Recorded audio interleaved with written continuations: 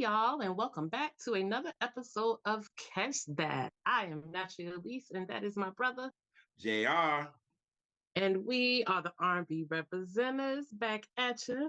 And we have a guest coming back that we really, really love to talk to. So we're excited, and he brought a smoker here today. Oh. So that is a very good brother, award-winning journalist, and about 1,000 other things, which we will let him talk about later also. And hey, brother, Matthew Allen. I'm like, oh, like who? Matthew Allen. Hey. Hey, good to be back, guys. I'm ready to talk shop. I've been waiting for this one for a long time. Oh, yeah. Yeah. So, without further ado, Yeah. can my good brother JR tell my good cousins what we'll be talking about today and why he personally thinks it's Oh, important to talk about? I am so excited to talk about this one because when I saw Matthew put this one in, I said, "Oh my God!" It was like so. I think me and Elise kind of talk about this album sometime, but finally for us to actually do it, this is great. So y'all, today we will be discussing Lucy Pearl's self-titled 2000 album entitled Lucy Pearl, and a lot of people really kind of skip over this album. I see a lot and I don't see it discussed a lot at all. So for Matthew to come in and for us to discuss it, we're gonna get really, really into this, and I'm hyped for real because this is an album that I played a lot.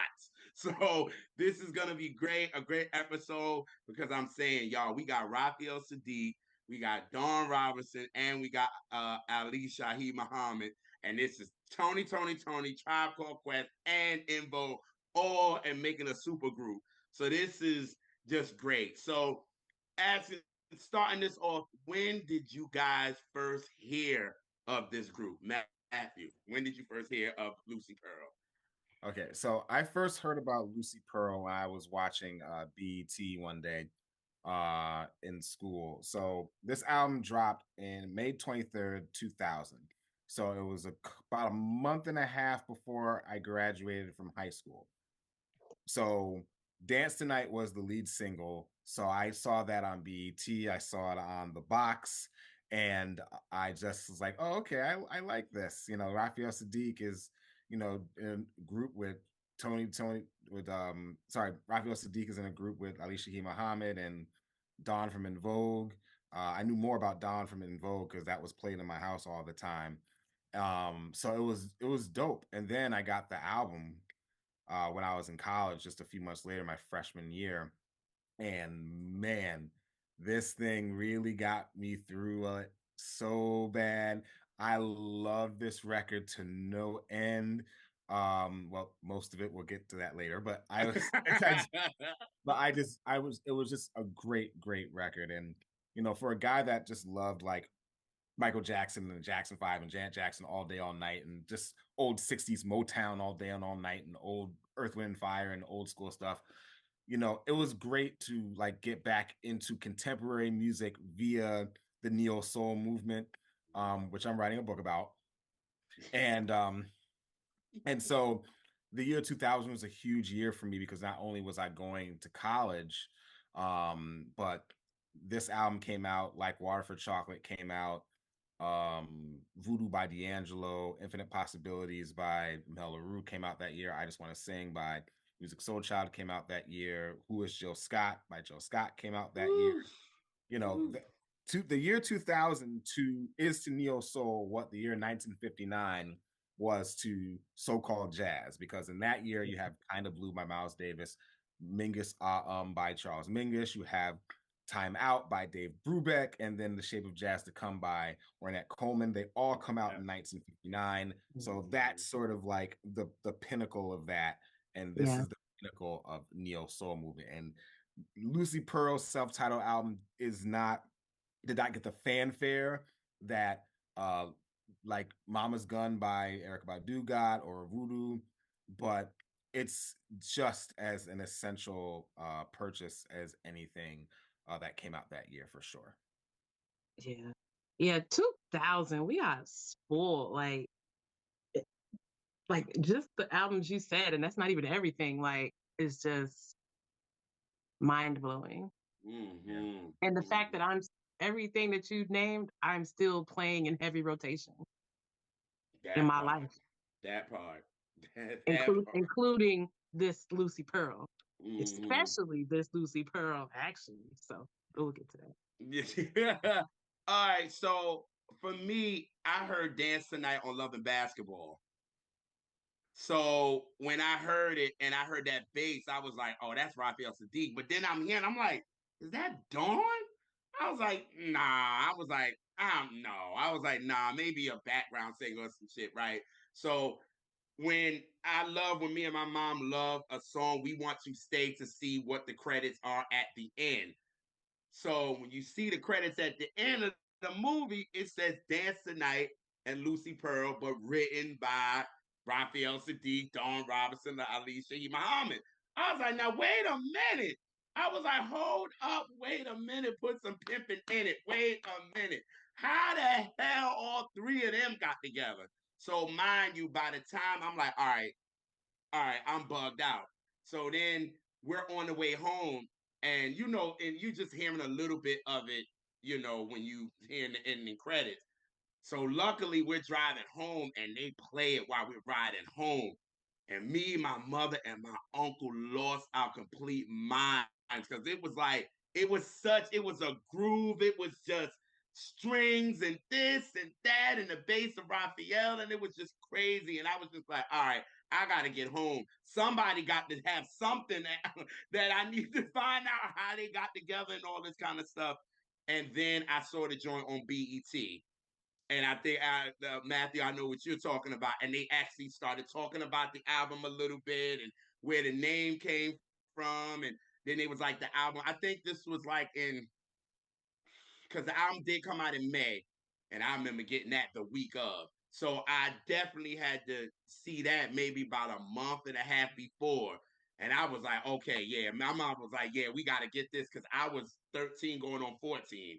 So I was going into high school. So I was like, oh, yes, I got an album I could blast. Because mind you, by this time, I'm still listening to D'Angelo because D'Angelo came out in January.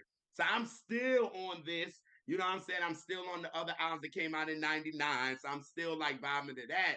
So finally, I needed something else because I've been on D'Angelo for like almost 4 months now. So I need something different. So it's like this comes and oh my God, the thickness of this album was everything. It was just like everything was right on this album to me. And I wish it would have gotten the fanfare that it should have been.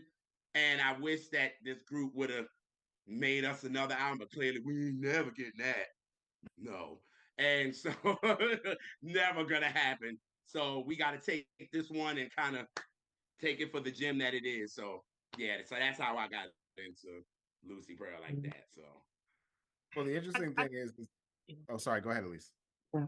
I do appreciate though that uh like Raphael Sadiq, he doesn't act like this didn't happen because he performs it. When I saw them, what was it last year? yeah. Yeah, the 2020 It was like 3 Lucy Pearl songs in the set. Yep. Yeah, So, Yep. I saw them at so Radio City Music Hall, and I was shocked that they performed Lucy Pearl songs Me too. on that tour. In hindsight, I'm not shocked, but I was very, very happy to hear that. But JR, you said that we should be happy that we got this album out of them. We almost didn't. We weren't supposed to, because remember, Really? because you have to remember, Lucy Pearl was the was actually the byproduct of another supergroup that was supposed to happen that didn't happen. So in about 1997, Mm-hmm. there was supposed to be a supergroup called Linwood Rose that contained uh, Raphael Sadiq, D'Angelo, Alicia He Muhammad, and Questlove. They were all supposed to be a supergroup called Linwood Rose. They had one performance. It Okay. was on the second episode of the Chris Rock show, and Yes. and Oh they performed shit. and they performed an arrangement of Lady, and they incorporated some Bring It On Home to Me in there at the beginning. And Yeah. Spanky Offered, God rest his soul, was the guitarist on it. D'Angelo was Yeah. on keyboards and Rhodes. Raphael was on the rhythm guitar. Questlove was on drums, and Alicia Key Muhammad was on electric bass. So crazy thing is that Chris Rock says Hope you like this group. You'll hear more from them real soon. We never actually did because Oh wow! they were supposed to be a group. But D'Angelo, was neck deep at that point into starting the process of recording Voodoo, so he couldn't really commit to doing a separate project. Of course, Questlove was a big part of the Voodoo recording process, not to mention the Roots were also recording what was to become Things Fall Apart, one of their probably their most successful album. That came out in 1999. So Raphael and Ali decided we'll take Dawn. Dawn wanted to work together, and then to take that same idea to still work together. Because Raphael was also supposed to be in the UMA. So for those of you guys don't know, the UMA was Ali Shaheed Muhammad, Q-Tip, and Dilla, who produced the last two Tribe albums together. And it was supposed to be, and Raphael Sadiq and D'Angelo were supposed to also be part of the production team that produced those records too. So I guess the cross-pollination of those guys, they wanted to continue to work. So Dawn came in instead of D'Angelo, and then Lucy Pearl was spawned. Wow. Okay. You definitely put me up because I damn sure didn't know that. I thought it was just like that, all of them are kind of in the same crew anyway. So I'm like, okay, whatever. And then I thought maybe they asked Dawn, and Dawn was already doing her solo stuff and all of this kind of stuff, and kind of got in like that because she actually brought in Jake and them. Yes. You know what I'm saying? She was the one. So I'm like, they were all kind of mixed together for real. So it definitely helped that all three of them were in the midst of group disillusionment. Because you have to remember, Tribe Called Quest calls it quits in 1998. Dawn leaves In Vogue about 1997, 98. Because the EV3 album comes out shortly, a little before that. And then, of course, Tony breaks up after House of Music, which is 1996. So they definitely had time on their hands. Right. Lord, House of Music. Lord have mercy. Anyway, you could tell they broke. You could tell that was a breakup album. You can feel it, and not in the literal sense of breakup songs, but they just sound. Yeah, you could tell that the vibe wasn't there. That's a rough one like to the get White to. Album. Yes. It was like the Beatles' White Album. It was like Beats, Rhymes, and Life by Tribe. It's just a lot of like factions. You know what I'm saying? Like, okay, you do this here, and then I'll do this here, and then you do this here, and then we'll just throw it all together. So yeah. Luckily with this record, we got a little bit more synergy. I think the love for working together came from the fact that, oh, okay, this is a breath of fresh air from the situation that we were all previously in, which is why it's so important that, the first track starts with addressing the fact that we all come from these other groups and now we're a group. Yes. Okay, good. That you went that way, great. So let's start with this album. So Lucy Pearl's Way, this is an intro for real. Because this is how you start the album off.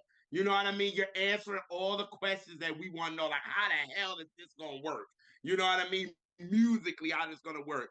And then you got the guitar come in with Raphael. Then you got the scratches from Electric Relaxation comes in. Then you got Dawn. Don't let go. Ask of you. Yes. Like, so you got that. And I'm like, and then Raphael starts singing Ask of You. I was like, he is so disrespectful. Like, what is that? Like, how he gonna start this off like this? You know what I mean? And it's just the thickness of it. It was dope. It was just like, all right, they're not playing. We're starting it off like this, and clearly it worked. You know what I'm saying? So I was like, now this was an intro here, and I was like, I'm ready for this. And Dawn sounded good. You know what I mean? And it was just great. So I thought this was an intro for that ass, for real. It was like a musical vision board. Yes. It was like a musical vision board. And I'll tell you another thing. You remember the remix of "Word to the Mother" by BBD and Yes. New Edition? Yes. Remember in that second rhyme, it's poison, don't be cruel, it's my prerogative to do what I have to do. That's what this reminds me of. Yes. Like, oh, we're taking a little bit, we're shouting out all these songs from the splinter Uh-huh. cells of New Edition to bring it Yes. together. That's what this song reminds me of. Yes, I agree. I agree. I was like, oh my god, and like and me and my mother, because when we was listening to it, because this is when I had it in my, and it was not the 3 for 10 at least. So we actually got this. We actually brought it, and that in there, and me and my mom is just like, we like, ooh, like this is just so it stink, like it's funky, like it's just everything on it, and then it just sounded really good. So I was just like, all right, they starting us off right. So I was like, let's do this, y'all. Let's do this. You know what I mean? So great, great intro to the record. Shout out to that. So then we get into tripping.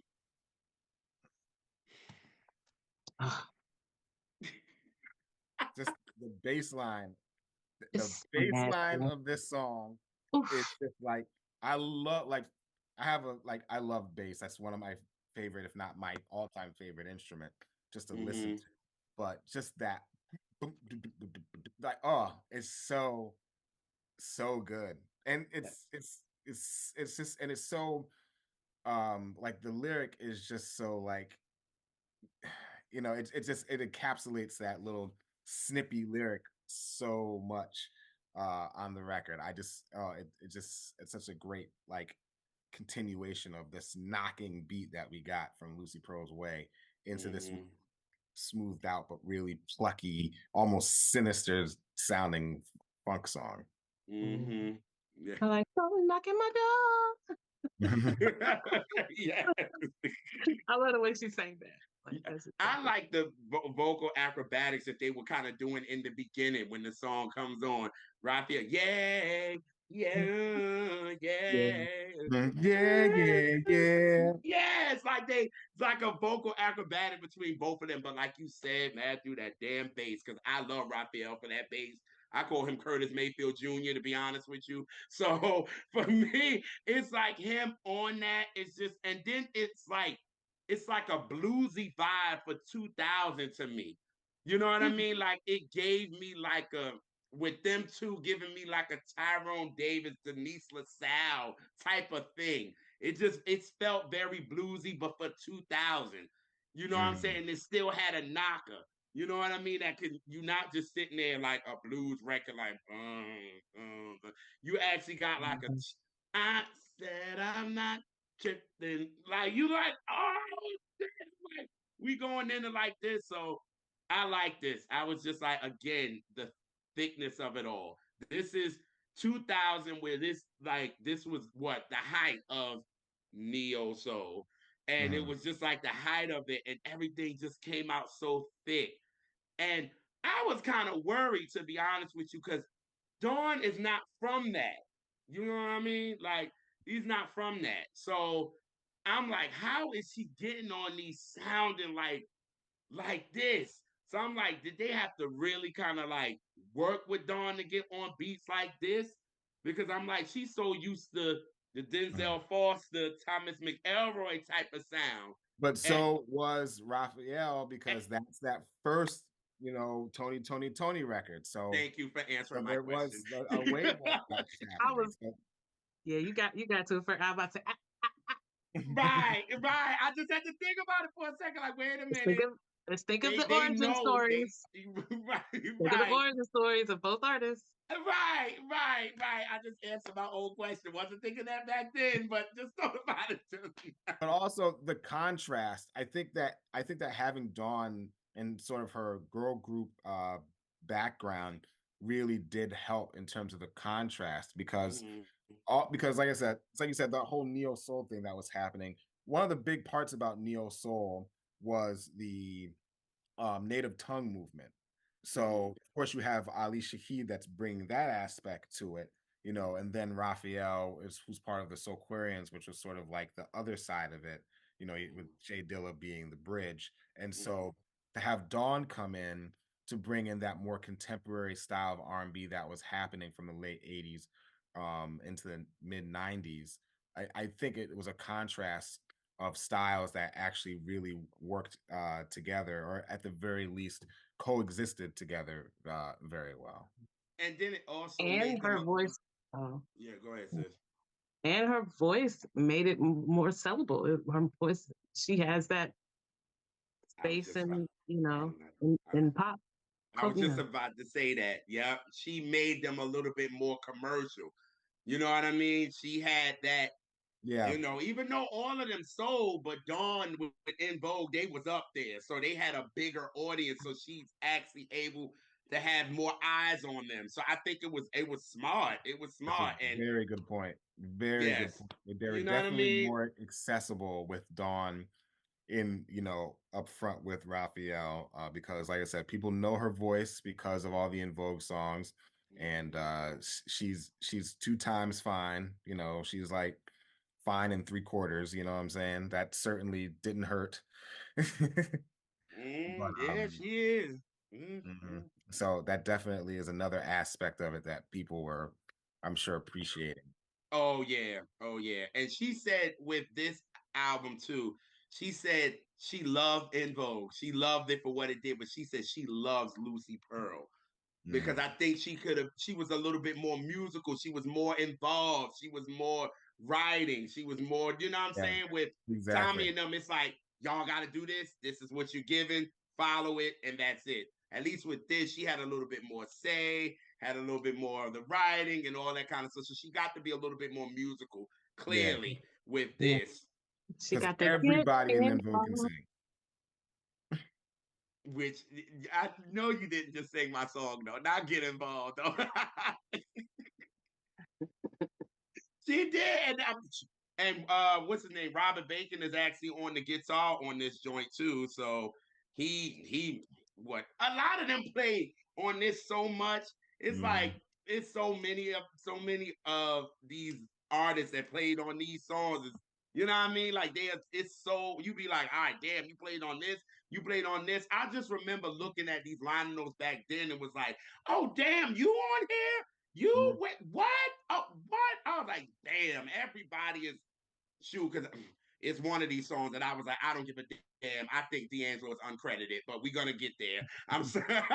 I don't give a damn. I think he was uncredited, and I think Dilla was too. But we'll get On there. Voodoo for sure. If not, then they basically did what Jam and Lewis did, which is just listen to.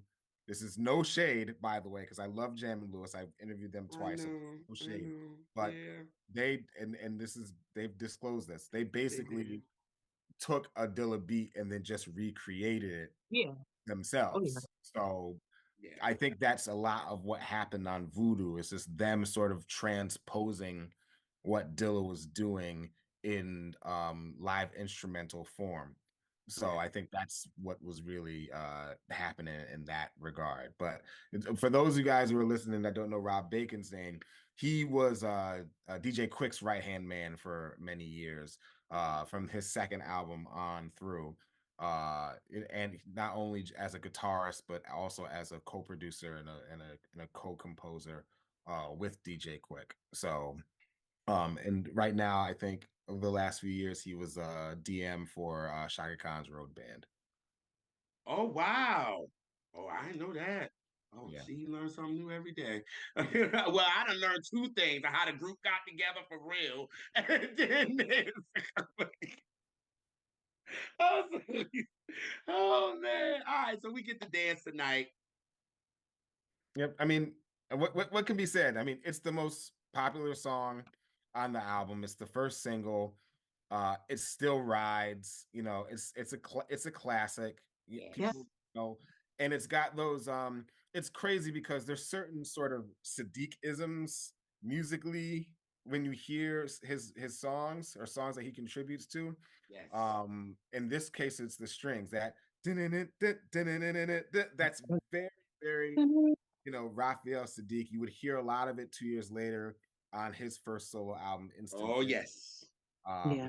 on songs like Body Parts and Be Here and stuff like that. So, Yeah. I love those little flourishes in there. And I love the verses. I actually like the verses more than I like the chorus, to be perfectly honest. Not that the Yeah. chorus is bad. I just really love Raphael and Dawn Mm-hmm. back and forth on verse 1 and verse 2. Yeah. And I like how you mentioned the dun-dun-dun-dun-dun-dun-dun part. And the way that Dawn comes in after that, it's almost like that's announcing. Like it's a and This is then overture. I'm like, ah, that is Yeah. that is delicious. Like that I love the way she comes in. Like that's a, a perfect vocal, a perfect arrangement. Like that's a perfect song. There is It's Mm-hmm. such a gem. everything about this song. The big things, the little things are amazing. It's And such a and gem. even now, I'm still hearing it. I've heard it a million times, and Yeah. I hear a little thing happening that I never really paid attention to. I You love know, the little lyric and in the first verse, where Raphael says, "Let's purchase 2 new Bentleys." It's like, oh, you got it like that, huh? yeah. You know, I know that seems trendy, but yeah.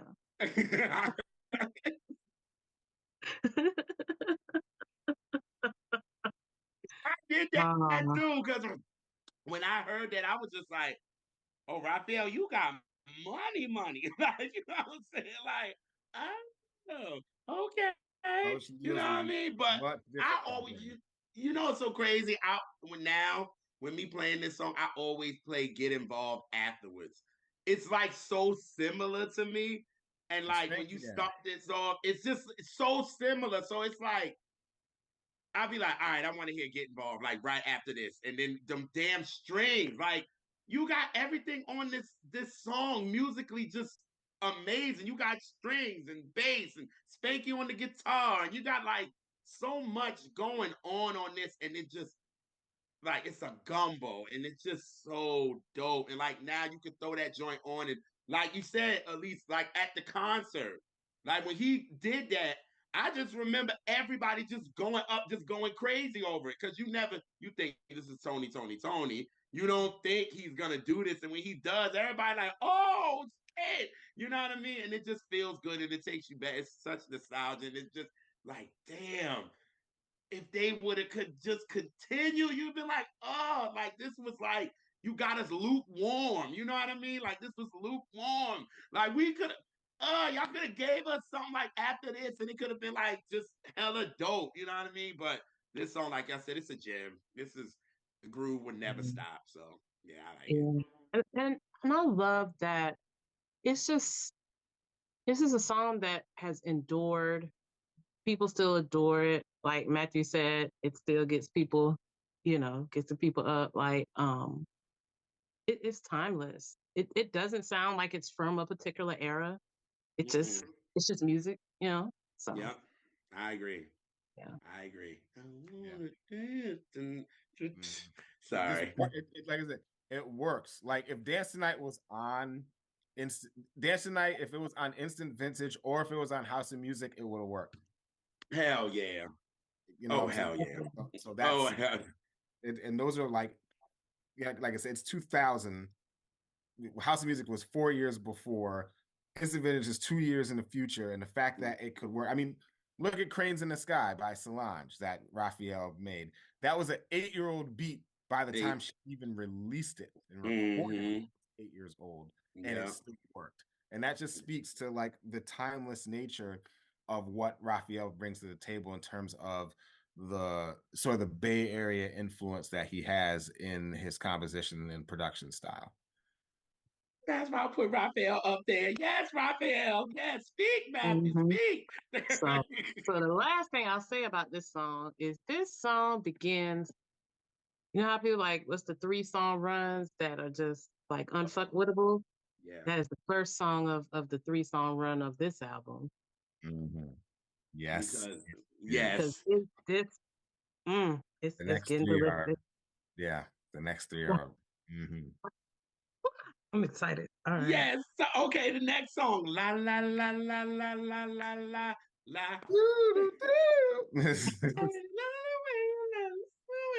Yeah. Yeah. And what I love about that song, I just I just love the choices that Dawn made vocally. Like Yep. just the life of those vocal choices brought to this song is just like this album. I mean, I know Raphael Sadiq is there on this whole album, but this is about Dawn to be honest. This album, she is. This album is about her to me.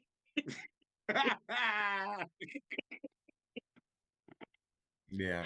I Yeah. mean, Dawn is, like I said, even though, and I said this a few minutes ago, everybody in Vogue could sing. Like everybody in Vogue could be a lead and were, unlike some other girl groups I won't talk about.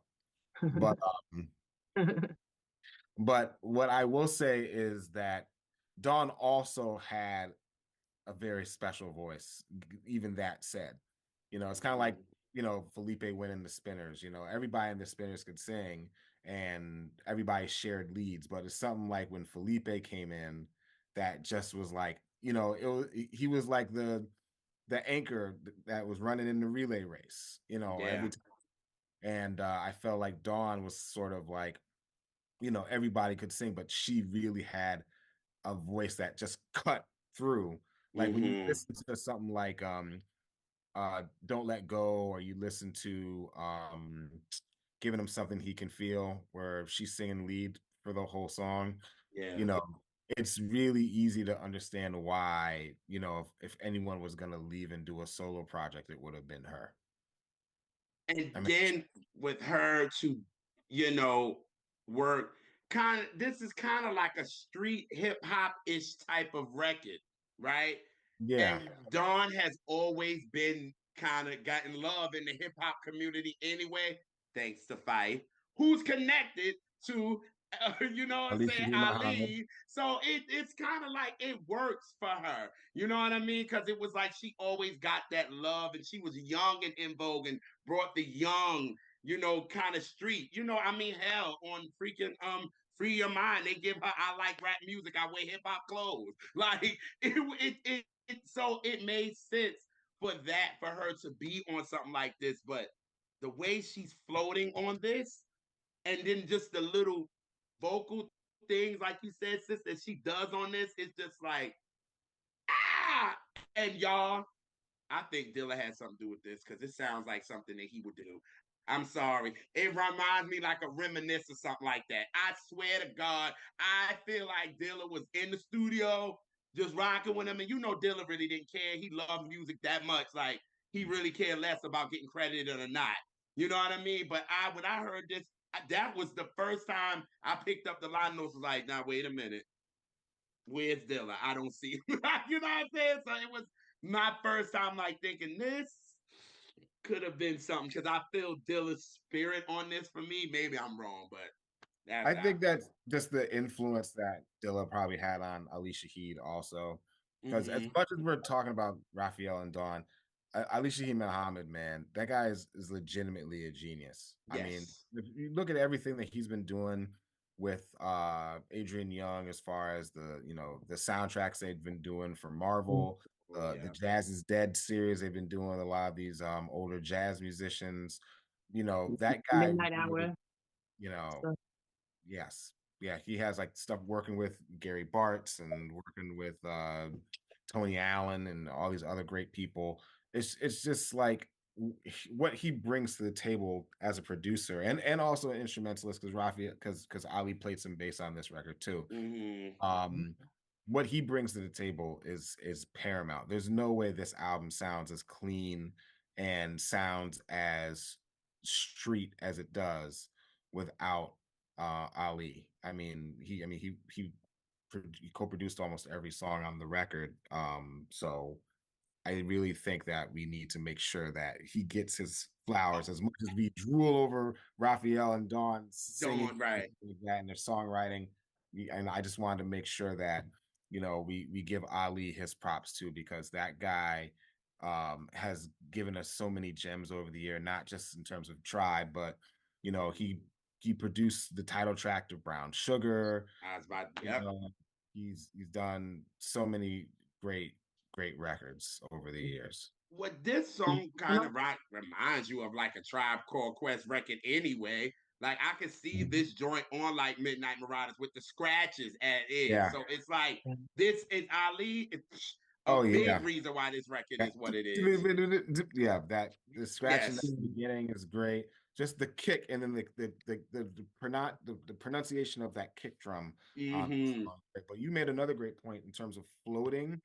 Like it's an ethereal production that's happening, particularly because of all the flute flourishes. So it requires Dawn and Raphael to sing the way that they do. And here's another like interesting lyric that Raphael has in it. He goes, "Sometimes I want to kiss you. Sometimes I want to make you." Ooh. It almost sounds, the way he says it's more playful than it is like erotic because of the way that the production is. Mm-hmm. And also, Matthew, I'm glad you talked about like the crispness of the album. Um, it's a well engineered album. Like everything.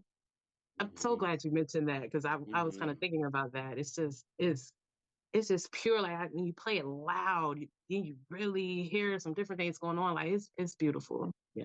Yeah. And The quality, you know. Once again, Raphael, Ali Shaheed, remember all those Tribe records are engineered by Bob Power, who was a huge part of a lot of those records. He's a huge part of De La's records, Jungle Brothers records.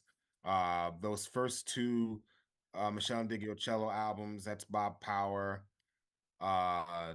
More than half of Brown Sugar is Bob Power. So he also produced one or two tracks on that album. So, you know, a lot of what Ali is probably like giving input on to the engineering on that is probably just from the stuff he learned from Bob Power too. That's another thing to consider.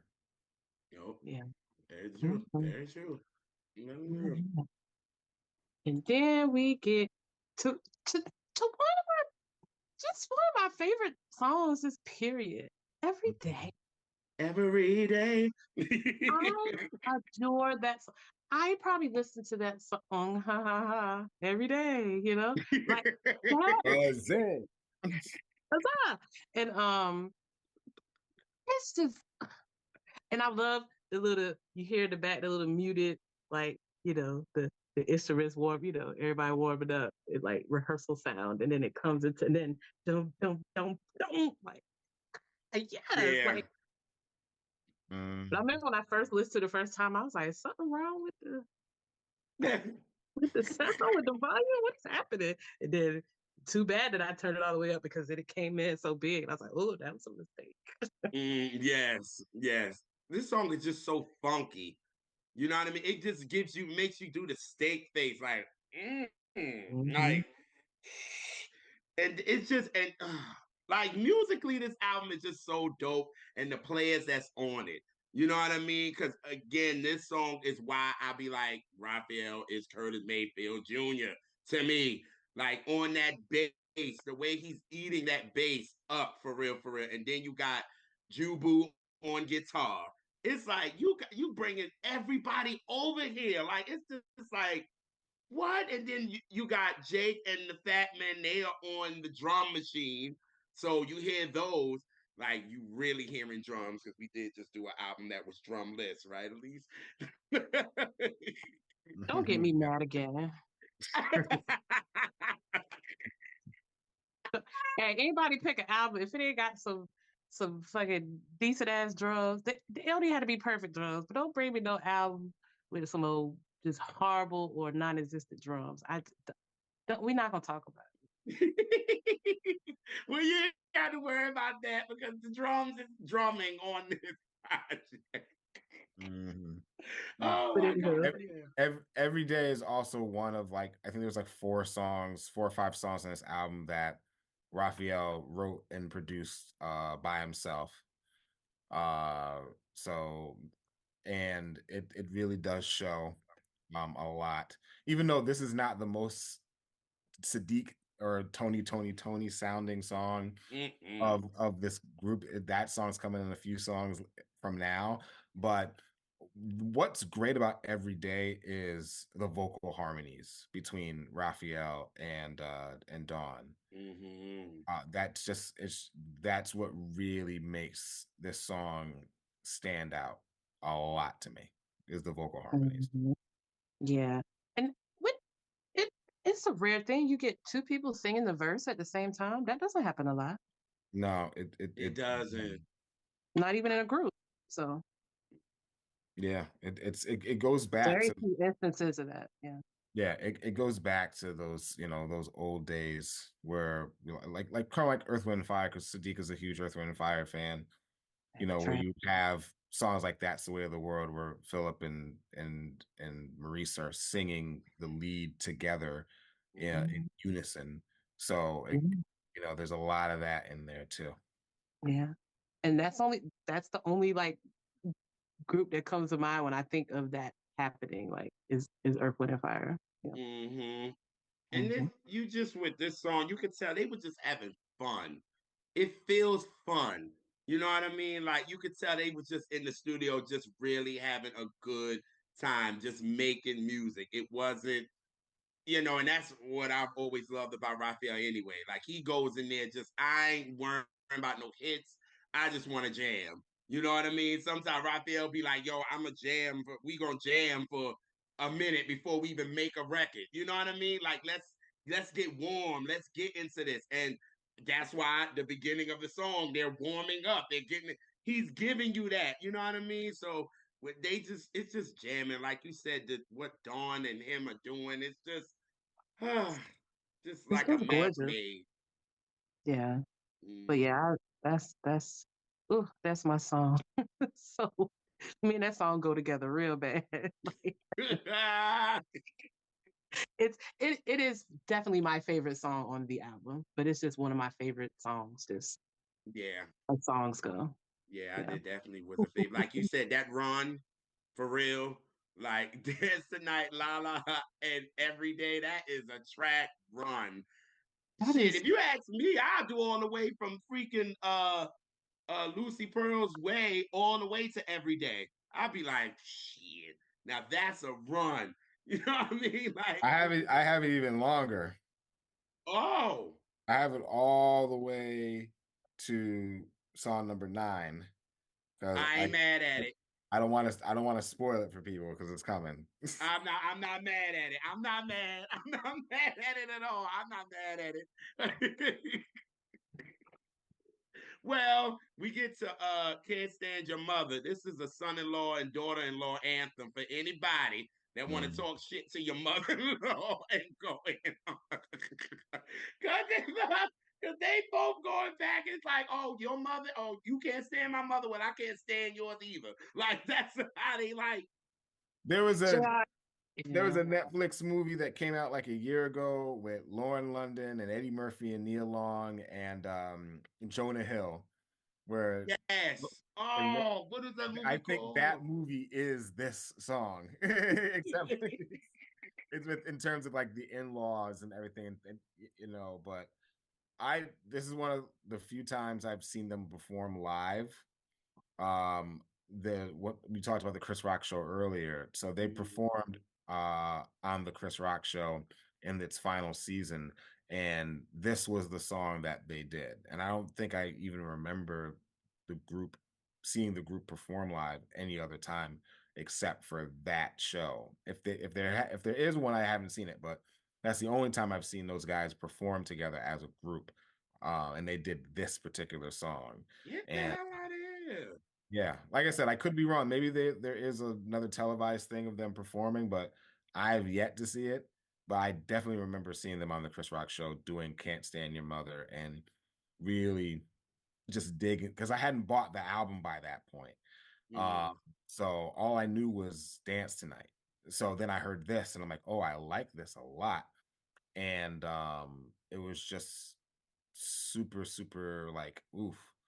Like this is a very like it's bold. it's, Yeah, it's a yeah. bold statement to make in terms of just like the theme of it. Like, I can't stand your mother. Mhm. All I want to do is wear my own cologne. Yeah. Well, Jared specifically, you know what this song reminds me of? And What? why I'm only halfway on this song. I think it's brilliantly sonically. Brilliant. Like, I love the sound of it. Uh-huh. What's the Tony song we talked about that you love and I hate it like with the heat of 1,000 suns? What song do you hate? On Sons of what's Soul? it? Yeah, on Sons of Soul. That Oh, he talked about. I know. You talking about my ex-girlfriend? It remind and Yo, I I just love that song. that tracks for yeah. I JR mean, does too. That's his I just that's his love I love how it sounds. I know it's so problematic lyrically, Oh, but that's where Elise was such going with it. She's like, it's it's such a so vibe. problematic. yeah. And I Like love I just and they did that live at Radio City too. And I was just like, Yep, they sure I feel did. bad for enjoying this. it just be songs like this that hurt my soul. And what's bad is they usually sound really good. You know, I'm like, why can't it be I can't love another something else? Hey, I mean, Something look, else. it's those songs, it's those honest songs that work. Like one of the illest lyrics I've ever heard was Timex Social Club's Rumors. Mm. When they said, I think I'll write my congressman and tell him to pass a bill so the next time they catch somebody starting rumors, shoot to kill. Jill, yep. And it was #1. You'll go to jail for saying stuff like that. You better believe In it. 1986, it was #1.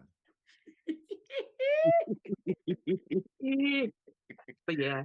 We're But gonna no, write to the government and ask them to take a hit out on people to start rumors. We'd all be dead. Especially now. Catch it, but go. I'd be out of here. Hello. I'd be first one they take. The newscast like it's like 100% of the people on Twitter are in the hospital right now. That part.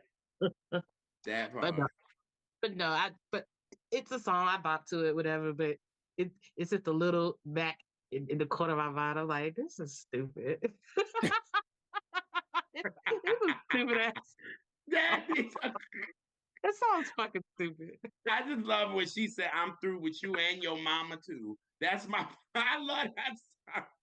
And the bridge, she says, your mama's just as bad. She needs to mind her business with a nosy ass. Yeah, know the This answer. no, this, hold on. This is it. This is it's not even it's really a prelude to a breakup is really what it is. It's like it's the breaking point of a breakup because Yeah. like once you get to that point, it's just like, there's no turning back. We're either gonna break up or our kids are never gonna know their grandparents. Right. That So part.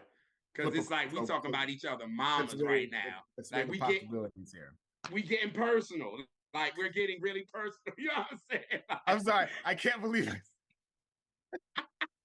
I can't. You really did say it. Hello.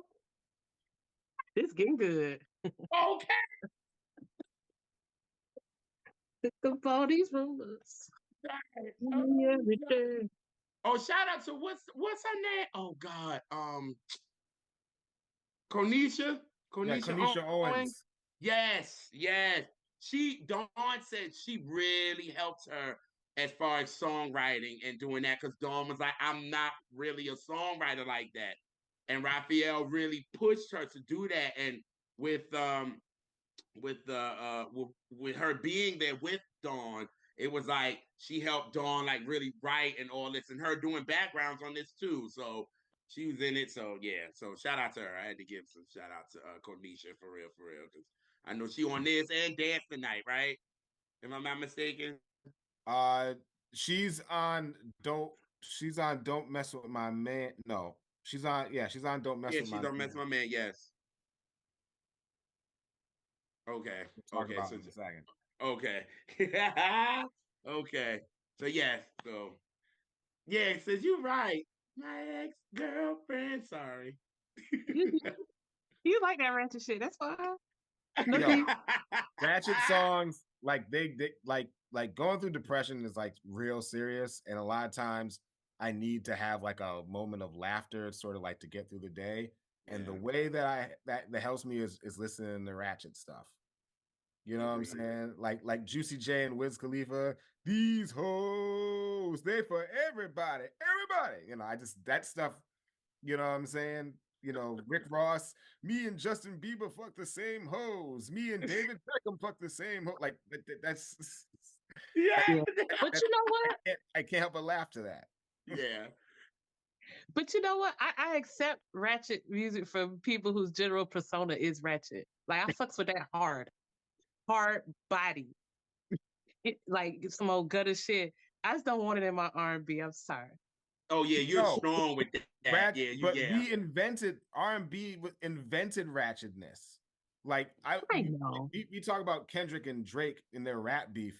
Like Oh, Joe Tex and James Brown were used to legitimately shoot each were other. in a beef that caused Yeah. James Brown to shoot a club up, in the literal sense, by the way. All you people get your minds out of the gutter, but yes. Provide that part. But Joe Tex, I mean, come on. He said, Yeah. you know, girl, you know, you can keep her, James. Like, Yeah. yo, like bringing the women in it. Like, come on. We invented ratchetness. Yeah. I mean, I'm being a hypocrite. It's playing ratchet R&B that I fucking adore. It just, I. Okay, we lost Matthew. So I'm still here. Okay, we'll pause it. Let you. I'll pause the recording. Okay. Yeah, sorry, I saw myself get frozen. So Oh. Okay, you good? Yeah, I'm good now. Oh, Okay, you good? all right. Keep going. Okay. Yeah. No, I'm a big old liar. I do like it sometimes, but I'm just, there's no rhyme or reason as to whether I'll It's a accept it time. or not. It's a time and a place for it. I mean, we all have that. You know, I don't have a rubric. you know what I'm saying? Like I expect, certain sort of like shrewdness from certain people, but when you Yeah. hear it from somebody else that you wouldn't necessarily expect it from, it's just like, oh. It throws you off for a second, yeah. Yeah, it does throw you off for a second. Yeah. So I get it. Yeah. But it's a stupid ass song that I still like it. I mean, but it's stupid as fuck. But it's quality. That part. That part. Yeah. Okay. So we had Good Love. Yes. My The one second favorite song on this album. Oh God, I love this song. This is the one legitimate slow jam on That's this it. is Good Love. And Yep. and it's crazy. It's a very earnest record. I love, once again, the bass line. I love the earnestness of the lyrics. Just beautiful record. Yeah. Oh, that bass line is thick. And then how hard the beat is against that bass line is just beautiful. For the slowest jam on the album. It's still not But that's slow like I said, jam. But that's the closest you'll get. There's no ballad on this album. Yeah, this is the one slow jam, but Ali makes it knock just enough to just for the head nodders, but it's still smooth enough for, when you have your glass of Boone's Farm apple wine in the hot tub and come on, somebody. I like it. I like where this is going. I do. This feels good. Yes, because the Good Love will make you cry. I'm this song lyrically is just sickening. You know what I mean? And it's just like this song when I heard it, because this is now I had the album for a minute now, and we would take our summer trips, and every time I would have my headphones on and this would come out, I would just look out the window and just space out because it just takes you somewhere. And obviously, them strings on this yet again, you know what I'm saying? Like them strings just take you someplace, and it's just a great love song, man. Like I guess right now we needed a balance because we've been getting hit over the head. You know what I'm saying? So now we kind of need to slow it down a little bit and just take us there. So I love this record. Another favorite of mine. You know what I mean? I think this is just and it happens towards the middle of the record. Because like beyond this point, it speeds back up and we don't really dip too much below like 85, 90 BPMs beyond this point. That part. So, Yes. you know, it kind of has to be that sort of middle point. Like if this was a cassette, I think like this is where like Without You and all that stuff would be like side 2 and that kind of. Mm-hmm. I agree Mm-hmm. with that. Yeah. Yep. Agreed. Mhm. Agreed. And then Without You, my third favorite song on this album. I love this song. This is the most Tony sounding song I was on this just entire about to record. say that. Yep. Yes. Yes, it Mhm. does. Just Yeah. It like gives you that. just like Burn This Disco Out is the most heat wave sounding on Off the Wall, this is the most Tony sounding Hands song down. on this Mm. entire record. Yeah. Mm-hmm. But that fool, I said, I can't walk, I can't talk, can't eat, can't sleep. What can I do? Nowhere to go, nowhere to turn. Damn, nigga. That's deep. Ah! He can't go nowhere without her. Like that's what he can't. So and I love when they did it live. I do see that performance that they did on BET. That Hmm. Hmm. and then Dawn is back and he wearing his, he wins the Kings jersey.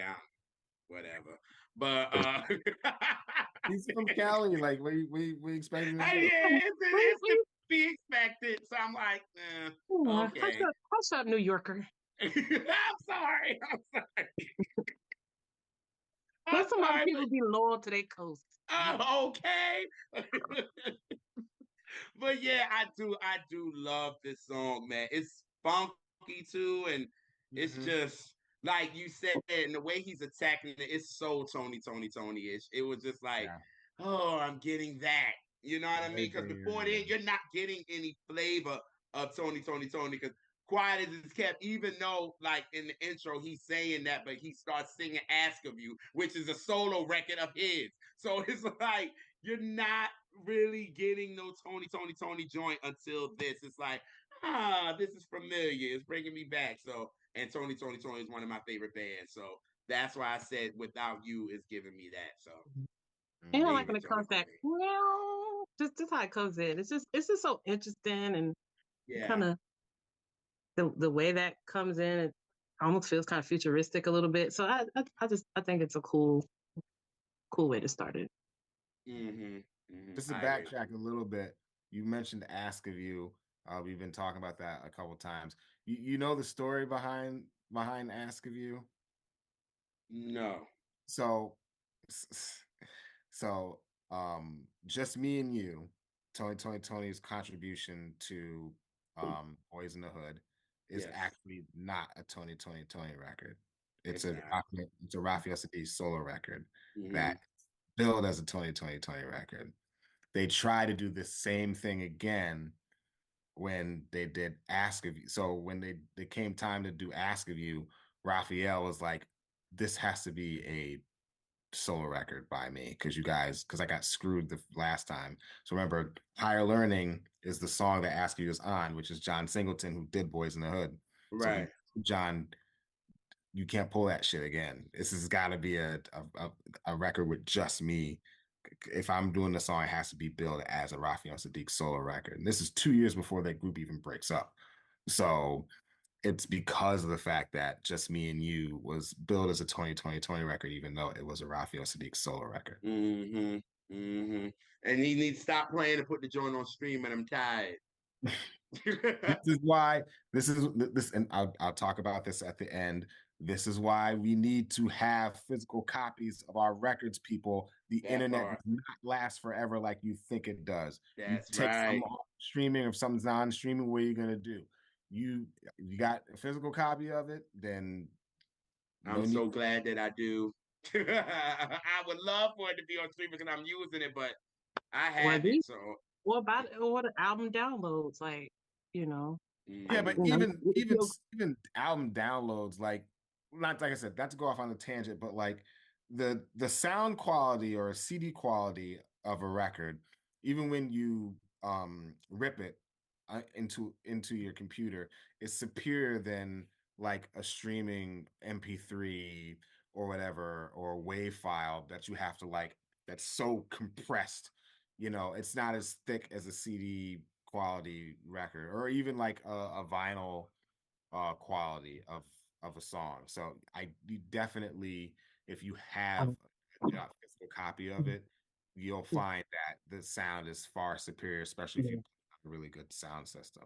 yeah. I Mm-hmm. was just thinking about people that at least do that to support the artist, and at least, with streaming, like you said, it could be taken down at any moment or edited or whatever. I've had that Mm-hmm. happen. But at least if you just had a download, at least the song still exists in Let your me get on world. my soapbox just for a few more minutes. I'm so tired of people getting of the fans and critics getting people to alter songs after they come out because of some complaint about whatever. The Oh first my God. like Ugh. seriously, if you want to doing a clean version of a record and an explicit version of a record, that's one thing. But like I remember when I was in middle school and Michael Jackson had to change lyric in "They Don't Care About Us" Yes. because it was viewed as being anti-Semitic. And then, cut to years later, you have um, Beyonce and Lizzo had to change lyrics in their albums because of the word spaz, and that's ableist language and all this other stuff. I'm so against that. I understand that some people feel like this is a learning thing. We can't be um we can't be ableist and things like that, but you have to understand that music is not a commodity. Music is art. You know what I'm saying? Nobody saw Michelangelo's David and says some people might get offended by that ding dong and those two balls, so let's ask Michelangelo to chisel a leaf in front of it so it doesn't scare the children. They wouldn't do that. No one says to the Mona, like no one said to Leonardo da Vinci, "Well, shouldn't you change the Mona Lisa? It looks like she's giving side eye, and I feel so uncomfortable." Or they don't do that, so Mhm, they mhm. should do it to music. I So, agree. Yeah. like you said, Elise, so when people like they make alternate versions and stuff, I'm totally just like, huck to that, just no. Ah, All right, I'm off my yeah. soapbox. We can get back No, No, to it. I I love it. I love it, yeah. Matthew. If you want to go some more, please. I just no, Yeah. I just get tired of people treating music like it's just commodity or just Yeah. something that is just whatever. Yeah. No, like artists are flawed and they have things from their own personal point of view, just like all the rest of us. So if you feel offended by it, then you don't have to listen to it. It's like what Paul Mooney said about when he was asked about, are you worried that people are offended by some of your jokes? He says that's why God invented exit doors. So look, if you Grand opening, grand closing. thank you, Like, music Okay. is not gonna. Can you imagine? Like, I mean, I think NWA. Like, oh God, I can't even. No, I can't believe I'm going here. Fine, NWA. Okay, um, maybe the most overrated hip hop group of all time. I'm not. I'm not against that at So all. I understand, totally understand and respect the influence Right. for good, bad, and ugly. Fact. Totally just overrated. And even though it's not completely their fault, hip hop has changed for the worse since they came about with Straight Outta Compton. Having said that, I would never say that they should change anything about Straight Outta Compton or anything about Niggas for Life. Even though there's terrible things on Niggas for Life, in terms of just lyrically and thematically, things are Mhm. very problematic and even violent to a certain degree. But even though I don't condone that at all, I would never say they shouldn't sing that. Whatever consequences that befall them, that's on them. But I would never say they need to change that or whatever it is, because it's just we have to be able to let the people decide what they like and what they don't like, and just they like it or they lay down beside it. mhm. Well, Booyah. we can't No, mess with this guy here. Mm. yeah, don't Whew. mess with our man. I don't know. Okay. Is that what you? Okay. Yeah. Speaking of which, this is probably, if it's not my favorite song, it's probably my second favorite song. And it's just like reminds me of Rocket Love by Stevie Wonder, and I say that because every time I listen to the first 50 seconds of Rocket Love, I press rewind and go back to the beginning. I do that with Every this. time I listen to Don't Mess With My Man, I just hit the rewind. Yep. I just go right. Yes. I don't even let the beat get in. I just like No. to listen to that acoustic guitar and then that electric that goes over it and it goes right back. I do that like 6 or 7 times before I listen to the rest of the song. Me too. I thought I was crazy. I mean, I am, but I thought I was crazy because I do that. Like with that, I'm thinking of when I was with Kill and we was actually going to Vinyl Dig, and he had this playlist and he had it in his car, and we was with someone else, and they was in the front and I was in the back. And Kill had a couple of joints. I was like, okay, it's definitely hip hop based. So we finally get here and out here. And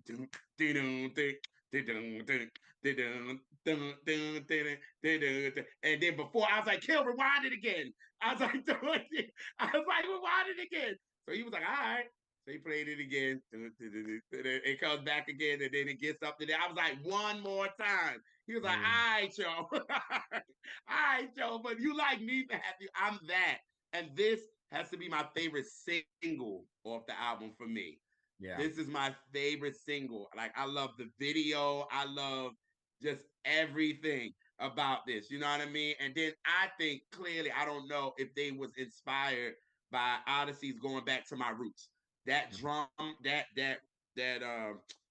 guitar riff, they had to like, you know what I mean? Like when I hear that, I'll be like, when I heard it, I was like, Mom. She was like, yeah, I'm thinking I'm hearing Odyssey. I said, yeah, me too. I was like, okay, I thought it was me. R.I.P. to Lamont Dozier that wrote the record. But this song just everything, man. And I just like the placement of Dawn's ad-libs, like in the second verse, and she just, it goes, and you. God, I'm thinking of the verse. I'm trying to think of the verse now and I lost it. It's like she's doubling it. Yes. You know what I'm Yes. saying? And It's I love just it. a little bit like off key, like off beat a little bit. Next time, next Jimmy. See, it's like a little bit of a delayed echo. Yes. I'm like, it's like she's pinching you with it. I'm like, She said, I won't be a lady. No, no. No, no. But It's like every time I think about the title of the song, I think about what I said on the show when we was talking about Brandy. And I said, I don't want to hear no song arguing about no fucking man. Fuck that shit. When I see the title, I just think of me saying that same oh shit. yes. I'm You like, threw me when you did that. I was arguing like, about no oh.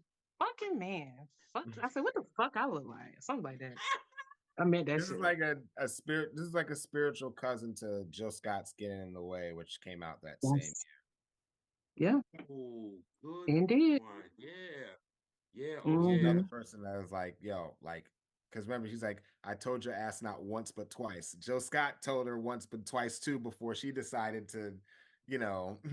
True shit. True shit. True So it's shit. very. It's so insane how like certain aspects of situations, particularly when it comes to the Black community, that get repeated, but they in different, sort of executions. With those two songs, it's like I told you once, I told you twice. Now it's time for the beat down. The next time, it's the exact same situation, completely different songs, completely different lyrics.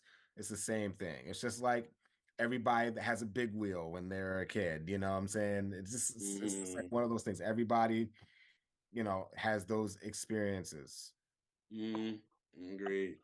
I wish this song would have did bigger over here, but it's huge overseas. Like they love it over there. Like Dawn was doing, when she was doing 100,020 interviews, and when she did that, she said she was on tour with En Vogue, and they was on hitting up the 20-year anniversary, and she said they was in like Sweden, and they had a little bit more time, so their band just started playing that, and the crowd lost it, and they like Terry and them was like, Dawn, go on and do this song, like they're losing their mind off of this, and she like, huh? She was like, because she couldn't hear because the crowd lost their minds with it, and she was just like, she can't believe it, and she looking at them like, now, yeah, y'all be my background singers on this one, so yeah. Yeah. And speaking of like how I performed overseas, like Don't Mess with My Man didn't chart Hot 100. It was a 41 R&B, but it was 11 in Denmark, 14 in France, 35 in the Netherlands, 37 in Scotland, 22 in Sweden, 29 in I don't know what that is. What country is that? A lot of women getting in fights over their man in the Netherlands, apparently. Yeah. Oh, Switzerland. Right. Yeah. Apparently. And 20 in the UK. Wow. Yes, it's a lot of those. We talk about ratchet people. Think like you see those cockneyed sort of like people from England. That's their version of ratchet. So they definitely they definitely relate to this song. Mm-hmm. Yeah, but yeah, like I said, the video was dope. Or they all babied all you up before Sean Yo, even started can we using it. please talk about the video for a second? What Yes. can we please just talk about the fact those like those cowboy hats that were like up like this, like the brim. Yes. Can we please just talk about that? Like, who thought that was cool even then? Like, that was such a thing then. I just go back to it now. It's just like, oh, that's definitely 2001 that came out. All you do is just look at Yes. that hat and it's just like, and everybody had like you couldn't wear it with a shirt. I think that it was impossible to put a shirt on and wear that hat. It's just like, I never understood like where that came from. You know what I'm saying? Because there was Yes. like a time where Black people were doing music videos with that hat, and they were getting on those mechanical bulls and doing a lot of this stuff. I don't know where that came. I guess people were watching old episodes or people were watching Urban Cowboy at Blockbuster Video a lot and decided just to make videos out of it. I don't know. Shout out to John Travolta. Right. Oh, They Jesus. used to play this video so much on VH1. So that was another one that Mhm. Yeah. used to play on VH1 so all the time. Yeah. They this they play this, dance tonight, and get involved all the time. Mhm. Yeah. Oh yeah. Mhm. Oh yeah. Oh yeah. That so like when I think of that, I used to think of channel 144. That was the channel of VH1 Soul, and you would see that all the time. I'm like, Raphael, you better play, yo. Like, go off. Love this. Yeah, so Yeah. this is actually my favorite single off the album. So I love this record. Yeah, it's probably my top two favorite songs on the album for sure. I think Yeah. this, Ah. I think this, and if Well, I, Without You was a single. yeah, Without You was a single, which I loved. I think Without You might, no, I think it's It hard. I go back only and forth charted. It only charted in the UK at 50. It didn't chart R&B, nothing. No other because country, because nothing. UK loves Tony, Tony, Tony. Yeah, yeah. And do, yeah, Yeah. Yeah. So yeah, but absolutely. yeah, but Mhm. this is definitely one of my two favorite. If I, it might be my favorite because I can't think of the first one because they're all so good. You know what I'm saying? Uh-huh. If I had a Yeah. gun to my head, uh, it'd be this and maybe uh Every Day. I'd probably say Every Day would be my favorite on the album. Yeah. But we are getting ready to get to a very dry period on this album for me. Oh boy.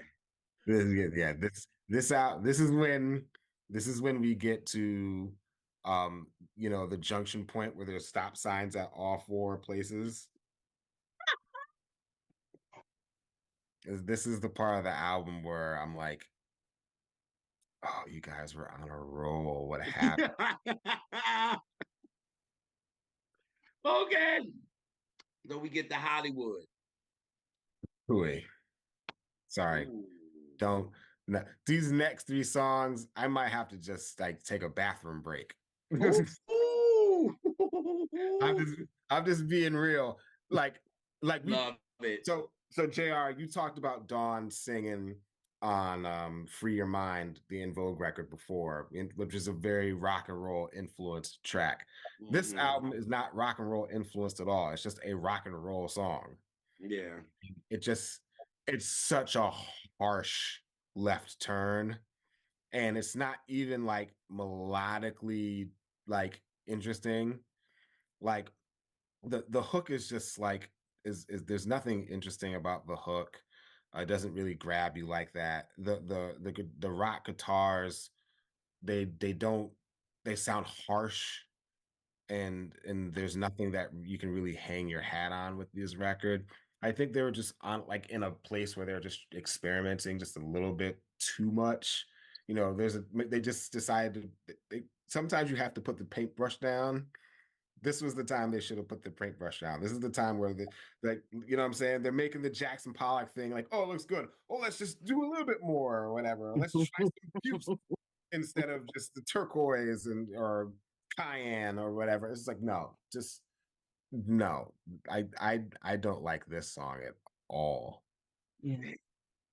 And actually, how I feel about this song, if this was a Lucy I heard somewhere, I would be cool with it. But it has nothing to do. It is not informed by anything else on this whole album. It doesn't make sense why it's there. Yeah. But it's like, if you were gonna do the rock thing, well, why isn't there like a hip hop beat under it? It's just those guitars. It is.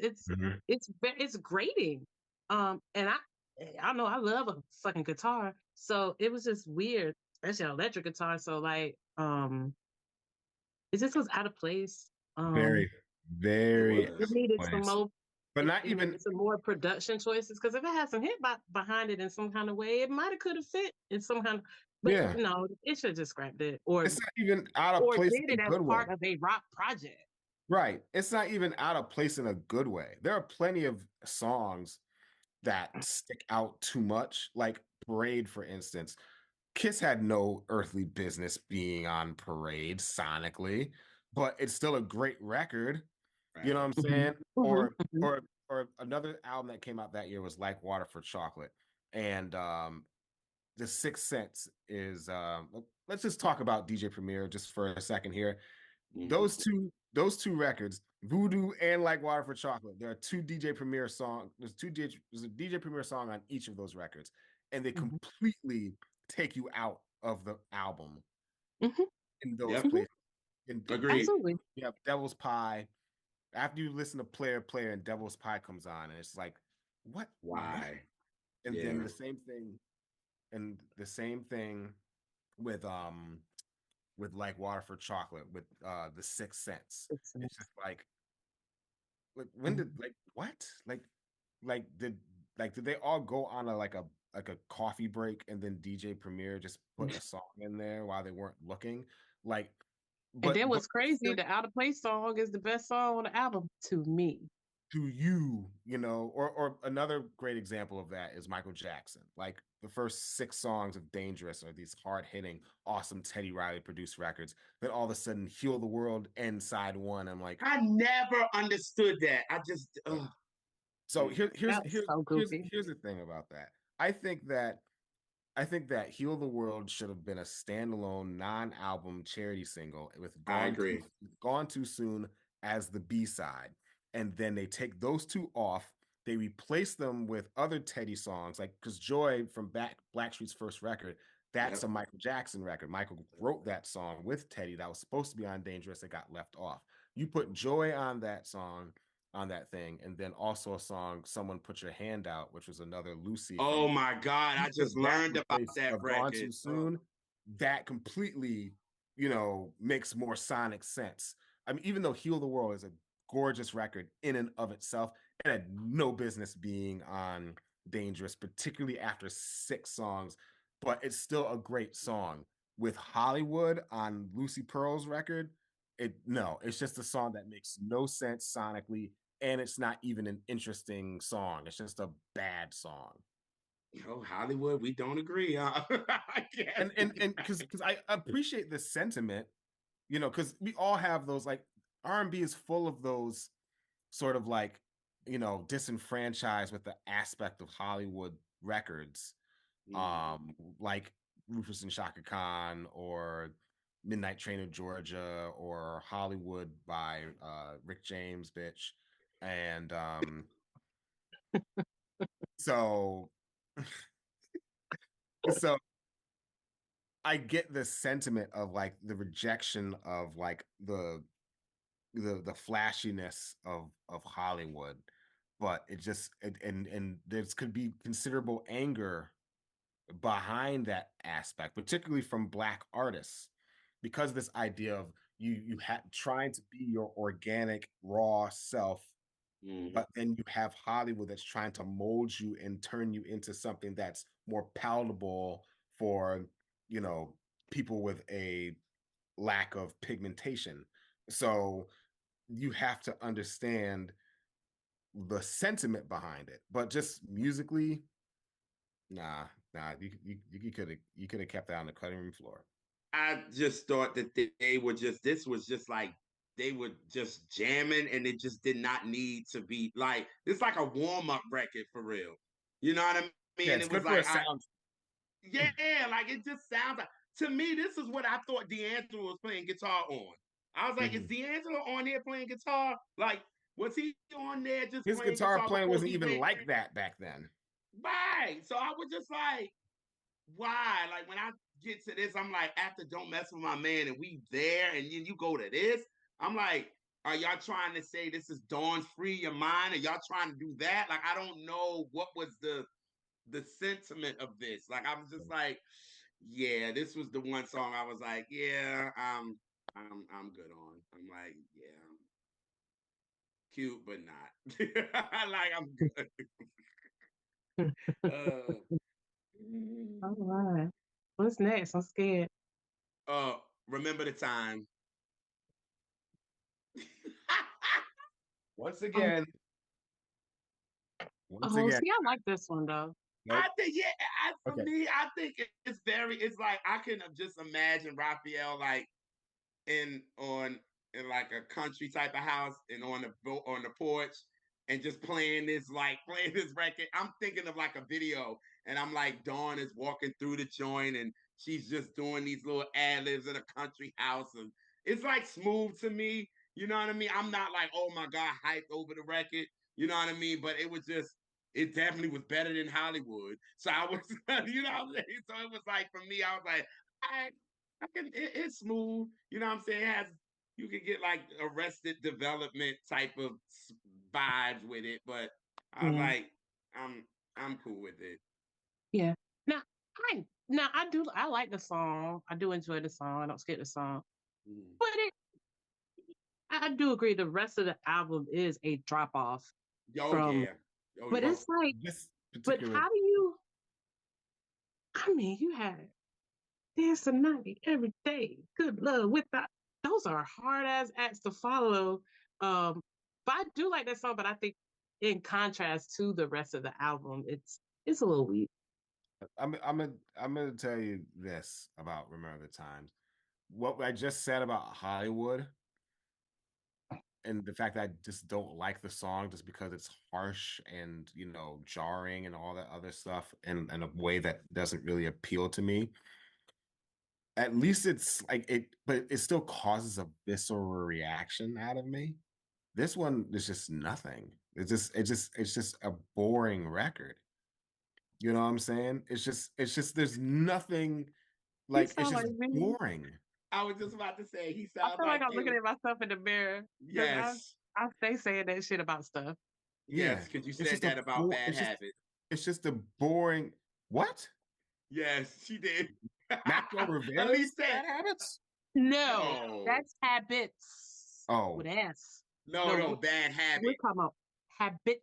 Yeah, Oh. Destiny Child, Destiny Fulfilled. Yes. Elise Oh, was like, Okay. because like we had no, our now guest you know on. I'm a Maxwell stan now. I was Yeah, about to like yeah, say. yes. Full And out stan. she was just I like can she admit just it. did you. And she was just like, I was like, yeah, I'm not a big fan of it. And our guest Chastity was like, she definitely didn't like it at all. And Elise was like, you know what? I feel nothing. like Yeah. she was like, I feel nothing. It It, doesn't go that way or that way. I just don't feel nothing. So when you know, said it, it was like, this is like that point in Lemonade when it gets to sandcastles and love drought. It's just like the sentiment, and I find this with a lot of Beyonce records. And guys, please don't, the Bayhive, please don't come for me. Like it's not that deep, but it's just there are certain points on the like on Lemonade and certain points on the self-titled record where like thematically things are really interesting, but melodically it's just not hitting. And Remember the Times is just one of those songs that just it's just I don't know what's worse, a song like Hollywood just being abrasive, or a song like Remember the Times that's just like a tumbleweed, a musical tumbleweed. oh my God. I'm using that in the future, by the way. But that's funny. A musical tumbleweed. It just went off. All I can think of. Okay. Yeah. And like I said, this is with all due respect, because I've never written a song in my entire life. Like anytime I talk about people that I don't like, I always preface like Rick Ross. I'm not a fan of Rick Ross, but I always say, well, he's a better rapper than me.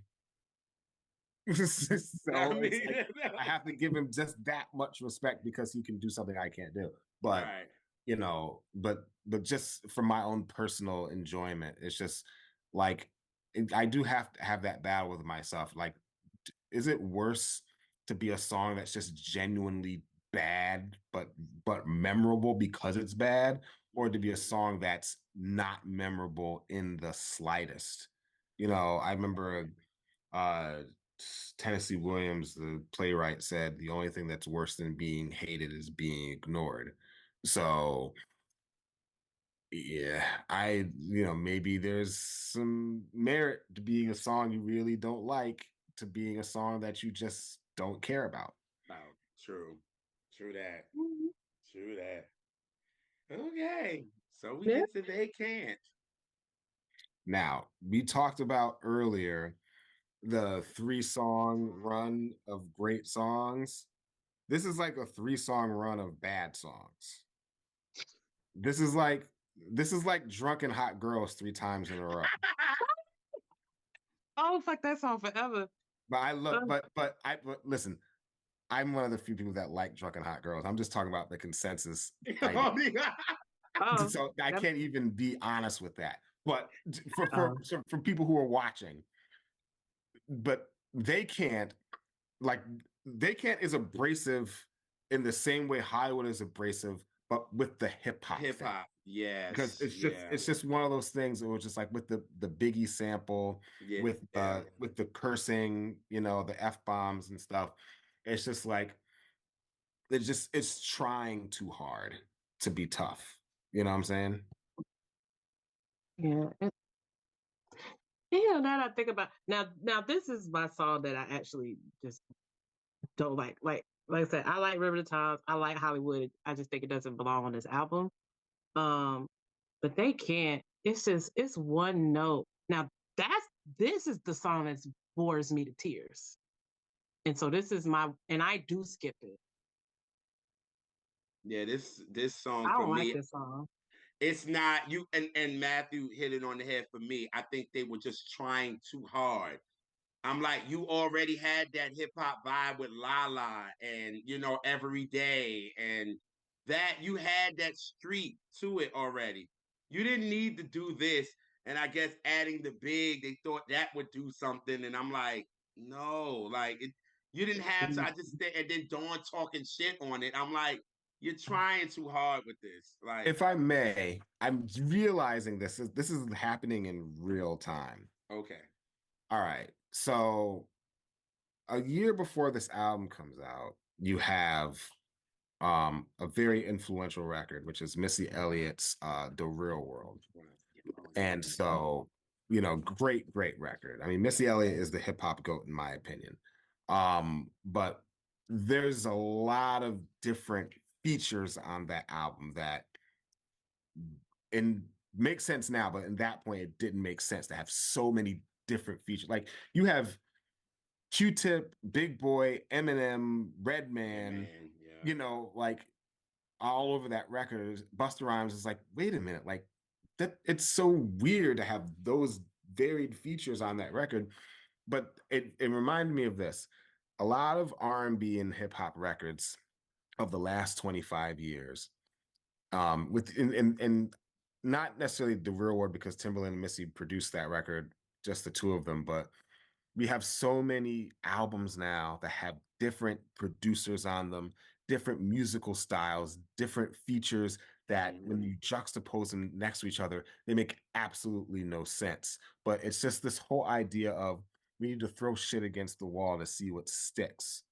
And we have to try to appeal to different people to try to grow our audience. I think now, like I said, this is just a revelation that I'm coming to. Maybe Lucy Pearl were trying to appeal to a larger audience by sort of appealing to the people who like rock, appealing to people who like straight up hip hop and not like any sort of hip hop R&B hybrid thing that was going on. And maybe that was what they were trying to do. Because how can you possibly have 9 straight insanely fire consistent tracks that are sonically cohesive, and then all of a sudden you have these 3 songs that, first of all, the 3 songs don't even sound like each other. No, not at You know all. what I'm saying? It, like none of the 3 songs sound like the first 9, and none of the 3 songs sound like each other, and they're going back to back to back like that. Like even Dangerous had like those string of songs that Michael produced himself that still had some sort of sonic thread. But with this, it was just like it just reminded me of like, these albums where you have like you have a rapper that has like Pitbull on a feature, and then the next thing you have like 3 6 Mafia on the next. It's just like it doesn't make any sense. You know what I'm saying? There's just maybe that's what it is. Other than that, maybe they just the Men in Black came and did that deneuralizing thing, and they forgot how to make a Lucy Pearl record. That's some shit JR would say. Right, You know, that part. Yes. So I just thought of what this song reminds me of. So on the cheesy shows like Saved by the Bell and stuff like that, or some like sitcom, and they're going to the hip hop club or to the hip hop show, and it's like this canned or like Teen Witch or something. I And knew it's just what you were gonna say canned. before you even said it.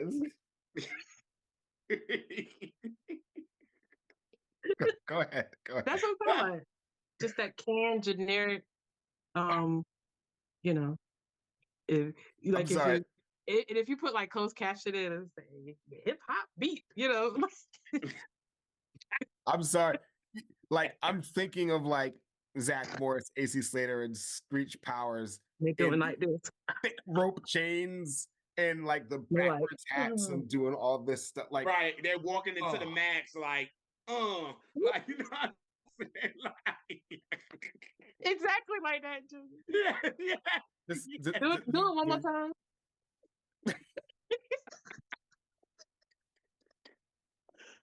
Thank you. Like, and at least you so right. Yes, and then under the closed caption said hip hop beat. I couldn't imagine that, yo. Like, oh my god. Oh, Hip hop beat intensifies. that is shady. They know they was wrong for this dance. Oh, they did. Yo, that's some of the most racist shit ever. Yes. Oh my god, man. Like just thinking about it back now, I'm just like, no, dude, no, you was wrong for that, gang. No, that's I can't.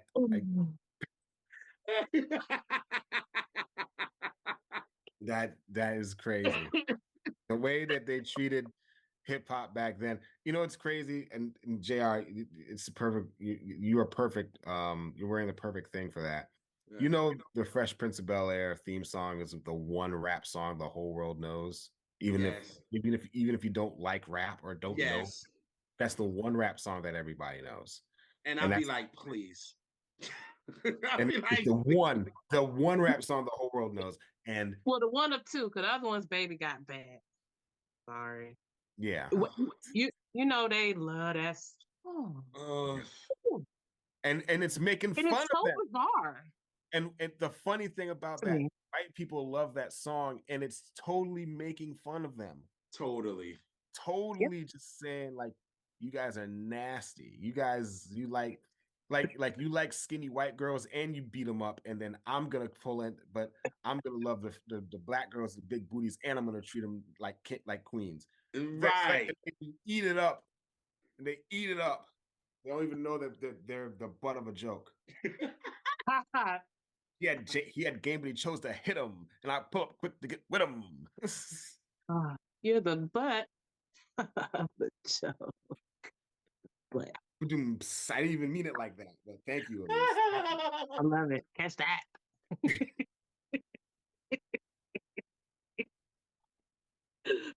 Hey, we just do it for the people. You know, that's what's next. Oh, good segue. Good. This got us back. This is the song Yes, that it got us did. back on track. Yes, it did. Yes, A it did. little I course love this correction. record. Yeah. Yes, course correction, exactly, Elise. This is a straight up, even though there's like nothing to it lyrically, it's just the refrain, do it for the people. But this is like, I It's know Sly Stone is still with us, but this is as close as we can get to like Oh my! Sly and the Family Stone I said that. in the Yes. current day is this song. It's Yes. totally of that vein. This was the when Freddie Gray happened, and I actually walked. You know, I actually protested, and while I was in my ears, I was playing this "Do It for the People," and I had it in my ear while I was protesting, walking downtown, and it was crazy because I had it like blasting. So I had people that was walking by me, and they was like, "Who is this now?" I was like, "Y'all don't know about no Lucy Pearl for real?" They was like, "No, we never heard this song." I was like, "Oh, well, I'll take it out of my headphones then so you can hear or it." they'd be like, I don't know her. Right. Like, I don't know her.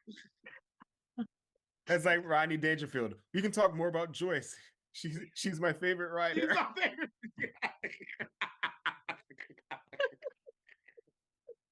Oh my God. I don't like it here, but I love it here. That's funny. So we got back on track with that. We got it made sense. It was like, okay, cool. You know what I mean? Even though no, I didn't like They Can't, but like Elise said, I did like remember the times. I'm cool with Hollywood, but yeah, They Can. It was like, okay, good. We're back to Do It for the People. Definitely gives you Slide for sure. And only 2 minutes and like 30 seconds, I think the Yeah, song is. it's a quick song, but it Yeah. needed to be because yeah, it's 2:32, but it needed to be because you can't just do it for the people for 4 minutes in a row, Yeah. especially at that point. You know what I'm saying? Like it's crazy. There used to be a time in the 60s and 70s where you could go number one or top 10 with an instrumental record or a song that's just like, I mean, we talked about when we talked about Earth, Wind, and Fire and All in All, Yes. and all those Earth, Yes. Wind, and Fire records that are instrumentals with just, like scat singing that were still Mm-hmm. very popular, like a Brazilian Rhyme, or think about Average White Band, Pick Up the Pieces, Pieces. or Yep. something like that. That was a huge number one single. But so Peace. this is like we're beyond that point now in music. We're in 2000s where people's attention spans aren't that great, and the suspension of the idea of music, like a lyric being as sparse as it is, it's just like, well, what am I supposed to hang my head on? Right. Like having a song like a Summer Madness or something, like those days were over. So you couldn't have a song go beyond 2.5 minutes, but it's still very interesting the way that they still manage to keep your attention for that amount of time. You know what I'm saying? Mm-hmm. So Mm-hmm. I commend them, particularly Raphael, for being able to do that. That what do you know? What do you know? And let's do it, and let's do it. And those little variations of the "Do It for the People" refrain. And Mm-hmm. it's great that you talked about the whole idea of the protest. if this album came out or this song came out in the 70s, this would totally be, you'd be watching it today as like the Yeah, backdrop of a documentary about, kids getting sprayed with water hoses. So I think that this was definitely a song that comes out of that type of era of music, and that's why it works so well on this album. I agree. Mhm. And then we get our very, very, very Oakland you. Mm-hmm. Now, JR, you talked about how you like dance tonight. You would follow that up with Get Involved. I think this is like a B-side of Get Involved in terms of like Oh yeah. feel for it. You know what I'm saying? Get Mm-hmm. Involved, Mhm. you know, and I love Get Involved. Q-Tip. I love the Intruders sort of interpolation that's in it. Yes. Yes. Um, and this song is sort of is like that. Q-Tip comes back. You have Snoop Dogg on it, which is also very surprising on this record. Thinking about Snoop Dogg on a Lucy Pearl record, like that whole, because like the East Coast West thing had died down, but it was still very like, what's Snoop Dogg working with like Tribe guys from Tribe for? But it still managed to work really, really well because you know just the production on it was really, really, it was the production. It was sort of like what we were hearing, but then it took that sort of like that West Coast like synthesizer stuff like Dame Funk likes to do now, and it's like what Battle Cat was like, because Battle Cat, I believe, is Battle on Cat produced this. it, yeah. Yeah, So, yeah. that electro funk sort of like that G funk sort of thing that was going on, Mhm, but mhm. it still worked with this Lucy Pearl record. Now, this is a great example of a song that sticks out but still sounds good, you know? Mhm. So I really do enjoy this record. Same. I love this record, and it makes sense that throw Snoop on it. Like because 90s, 2000, they just throw a rapper on a song and it doesn't make sense. It's just like Mhm. why the fuck is he here? Like but it just made perfect sense. It was a good choice. Yeah. I agree. I I agree. do I love this think if song. you take Snoop off, This it is on the actually basketball diminishes the players' song a love. bit. This song. Oh, you think so? If I you think take that if off you, Snoop? I think if you take Snoop off, it actually devalues the song a little bit because of the Battle Cat like production contribution, because his voice is Yeah, just. that beat deserves a rapper. Yeah, And you know how I am it about deserves rappers. a West Coast rapper. Right. That part. Because It, Q-Tip sounded good on it too, but if you just had Q-Tip on that type of record, it wouldn't have made sense. like it wouldn't have made that much sense. But it makes perfect sense that you have Snoop on it. Then Q-Tip comes on and he becomes a great complement to what Snoop is doing.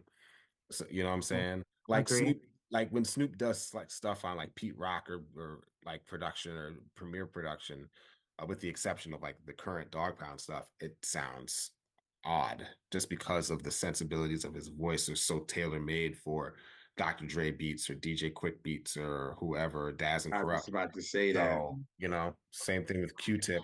Q-Tip, when he goes outside of his own production or Ali's production or Dilla's production, it doesn't quite hit as hard as it should.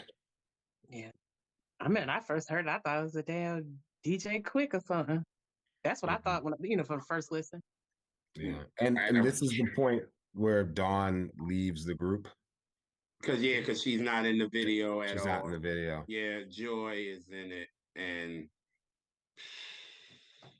I was just like, damn, we couldn't get no more. Like, oh, anyway, like, This is like "I Be Mine" on the Beatles' "Let It Be." It's a dope song, but John's not on it. It's just like, huh? You know? right. That's it. That's exactly. It's like, huh? Okay. Like that's Girl, I it. guess. Yeah. Right, I guess. Like, okay. You know what I mean? So, but like you said, I like Snoop on it because he killed. And we know Raphael can put, you know, how he did with DJ Quick on Let's Get Down. So that Yeah, works. yeah, exactly. And then this works. So that Then I Raphael know then what he's and doing. then He's a Ali great is producer. and then Ali is very versatile. You know what I'm saying? So Yes. it Yes. all comes together really nice. But Agree. it just you know, I'm glad Dawn wasn't on it. There's really not a place for her to be on that At record. all. Mm-mm. Mm-mm. Yeah, Not at I all. agree. Yeah. Yeah. Mm. Yeah. And then we close this thing on out with Lucy Pearl Tales. Mhm.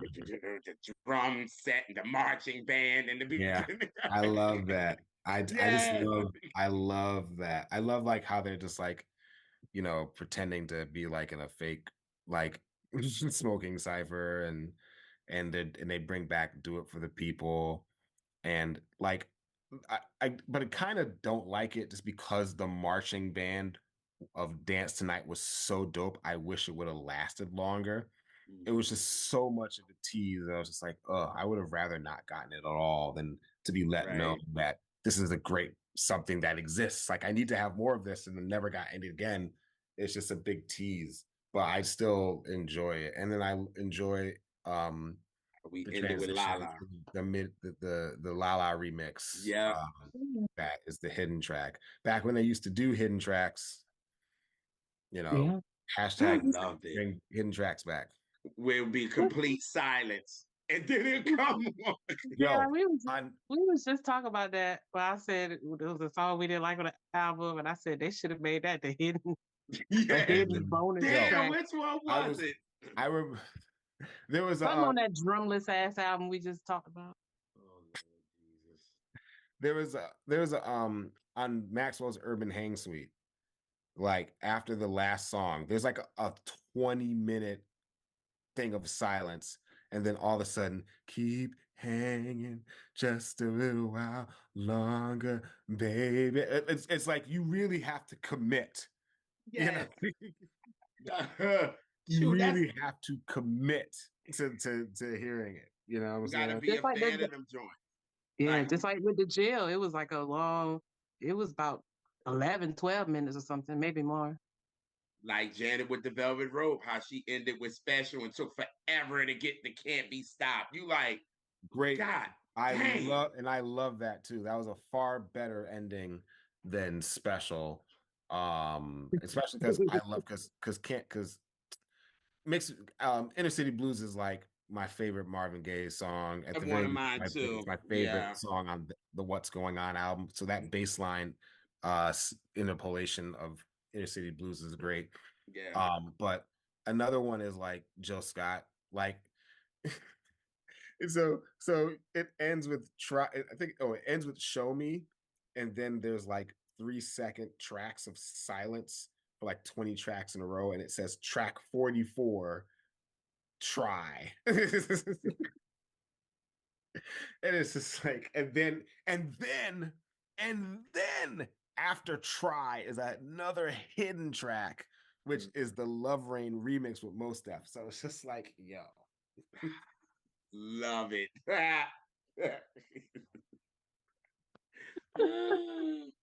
Oh, man. Yeah, man.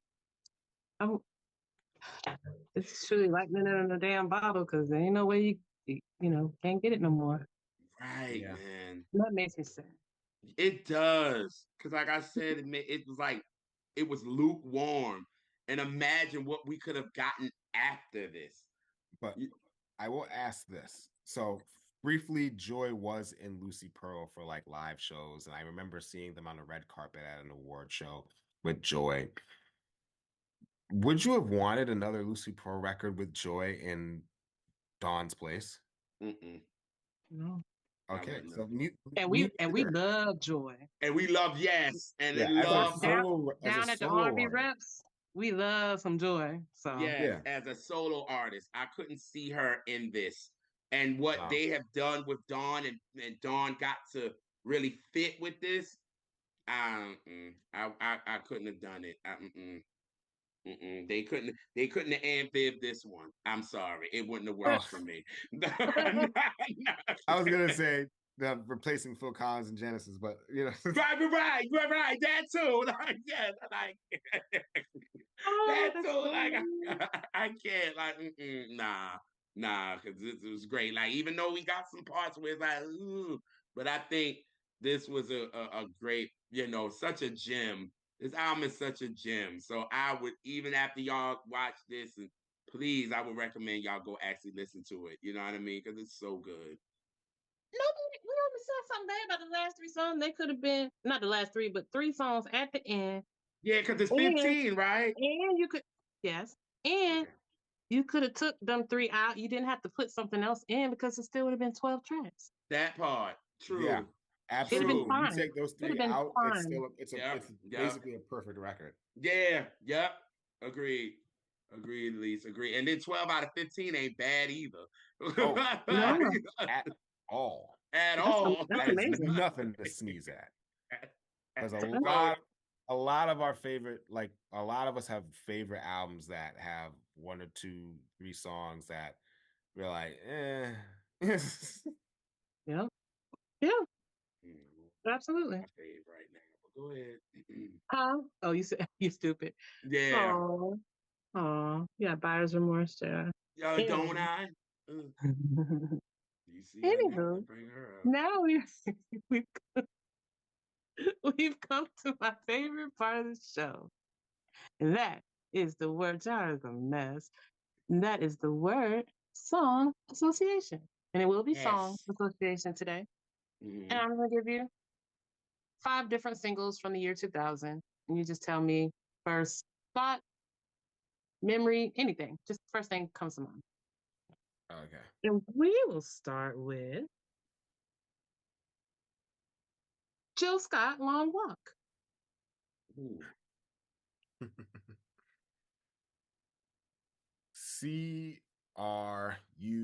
CRUSH. Crush.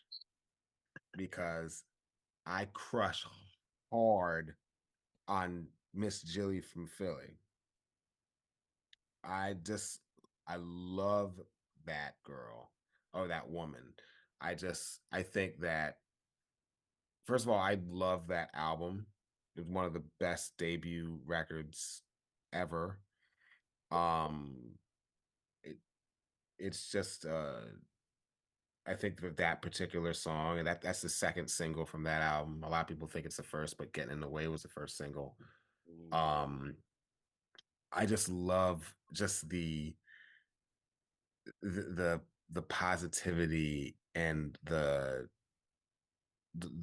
aspect of just loving to be joyful in the company you're keeping with your loved one, and just seeing her in that video and her beautiful face and just the smile that never goes away. I'll never forget, I interviewed Jill Scott once for irockjazz.com, and I had to be very, very professional. It was over the phone, and I was like, okay, Matthew, I know you have a crush on this girl. Keep it together. Keep it together. Mm. And like the second question I asked her was like, so what was the first song you ever fell in love with?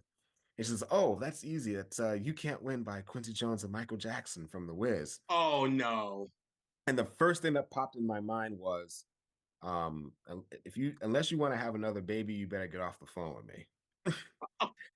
But I didn't say it. I thought it. I didn't say it. Oh, I'm about to say I did not say that. Yeah, I thought yeah, it in my head. yeah. It's like, oh, just so And then I my next chill. thought was like, yo, like Williams and Sonomas. That's where we're gonna be registered. You can just show up to the wedding. I'll buy you the dress. Like we won't even need a rehearsal. Just I That's just funny. yeah. But yes, when I think of Long Walk, I think of Crush, Jill Scott. Like that's like her and Janet Jackson are my forever celebrity crushes. Yeah. Yeah. I would say one thing about Long Walk. I'm so glad that that was a single because um I did not like getting in the way. I didn't either. I still really I get it, but I still really don't like it except the live experience version. Now That's that what I Oh was one, yeah. just about to say. give it to Yes. That me, give me all of that it. I want it. you're I need it. getting in my way. I love that. But no, I like it better in the context of the record. It doesn't. It's not. It's fine as a single, but I just prefer it just as the overall listening experience of the album rather than just by itself. Mhm. And that live version made me stop skipping the original because now I I can hear it and it's yes, fine. But Mm. before that, it was skip. I hey, did not like bro. that song. She almost lost me at hello, but she Long Walk came out and then that was the moment I fell in love with that woman. Once He Loves Me dropped, I was just like, oh yeah, it's over. Yeah. Like Yeah. she could sing Mein Kampf and I'd still want to, I'd still go to that show. Like, I mean, it's gonna I be wouldn't tell different, but anybody. yeah, yeah. You can take no selfies to that one, but I was like, all right. Next jam, Khalees caught out there.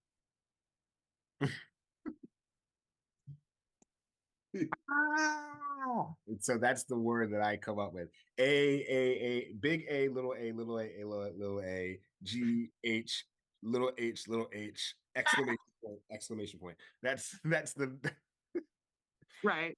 because it's just yeah. I was in high school still when that came out, and when I look back at it, I was like, oh my god, like it's such a typically Neptune song.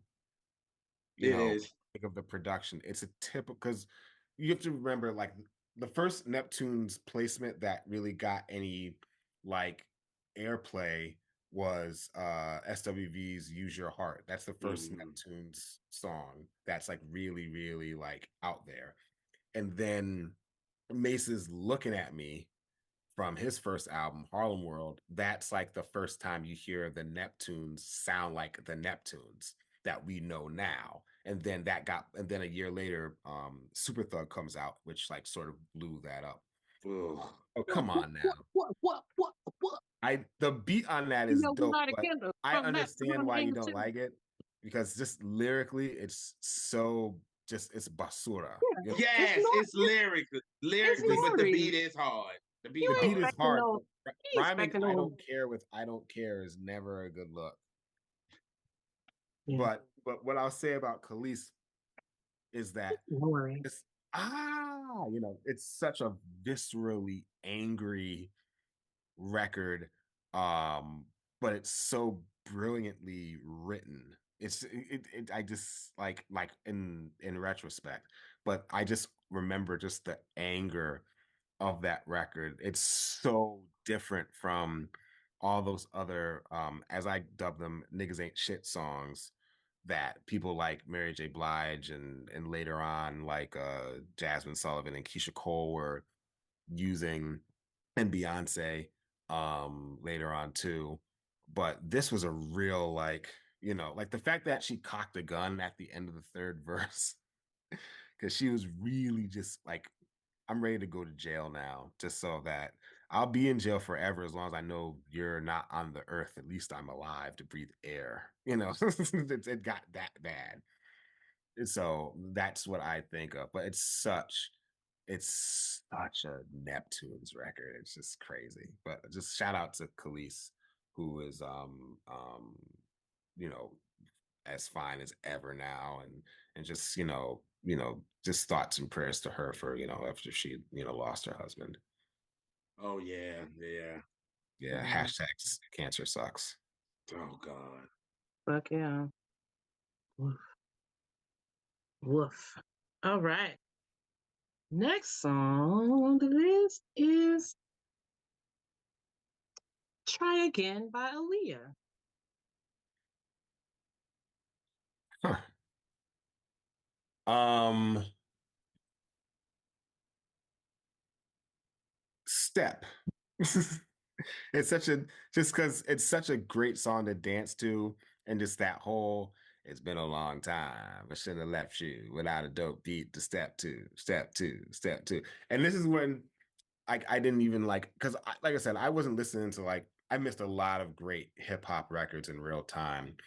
And or I was just too young And I totally didn't realize till years later that that's an interpolation of I think Eric, I know you got soul. It's been a long time. I shouldn't have left you without a strong rhyme to step to. That too. That Yeah. comes from just like Eminem, The Way I Am. I had no idea that that was also from a Rakim record. Because I am whatever you say I am. If I wasn't, then why would I say I am? That's from the Paid in Full album. But it's such a oh man, it's such a great record to dance to. It's just it's so dope. And then like I said, Missy Elliott and Timbaland as a creative duo is unmatched, but something that comes really close is Static Major with Timberland, because the songs that they did together, like Pony, which they did with Genuine, also co-wrote, Try Again, Are You That Somebody? Those are just like those are records that are never going away, and they're just great dance records. They're great to dance to. So, that little nod to the refrain, I say step, just because Try Again is just a great dance record. And RIP to Aaliyah. Baby girl. Yeah. All right. To the next one. The Music Soul Child. I won't pick the two obvious singles. Mm-hmm. Girl Next Door. Ooh. Pander. Music like that. Pander. Like, listen, like I said, I'm gonna keep. We've already gone there through this whole episode, so I'm not even. Wait. Music Soul. There's a lot of these neo soul acts who are and even R&B male singers who are just big time feminine panderers who just sing a lot of things that they know women want to hear in the most obvious, almost obnoxiously obvious ways. And Girl Next Door is obnoxiously earnest and obnoxiously humble. Just like Just Friends is obnoxiously humble lyrically. It's almost to the point where it's like I know you have bad intentions, but you're just trying to seem like you're okay, so you can lull me to a false sense of trust. It's You're not wrong. Look, I'm just like I said, I'm just gonna keep it real.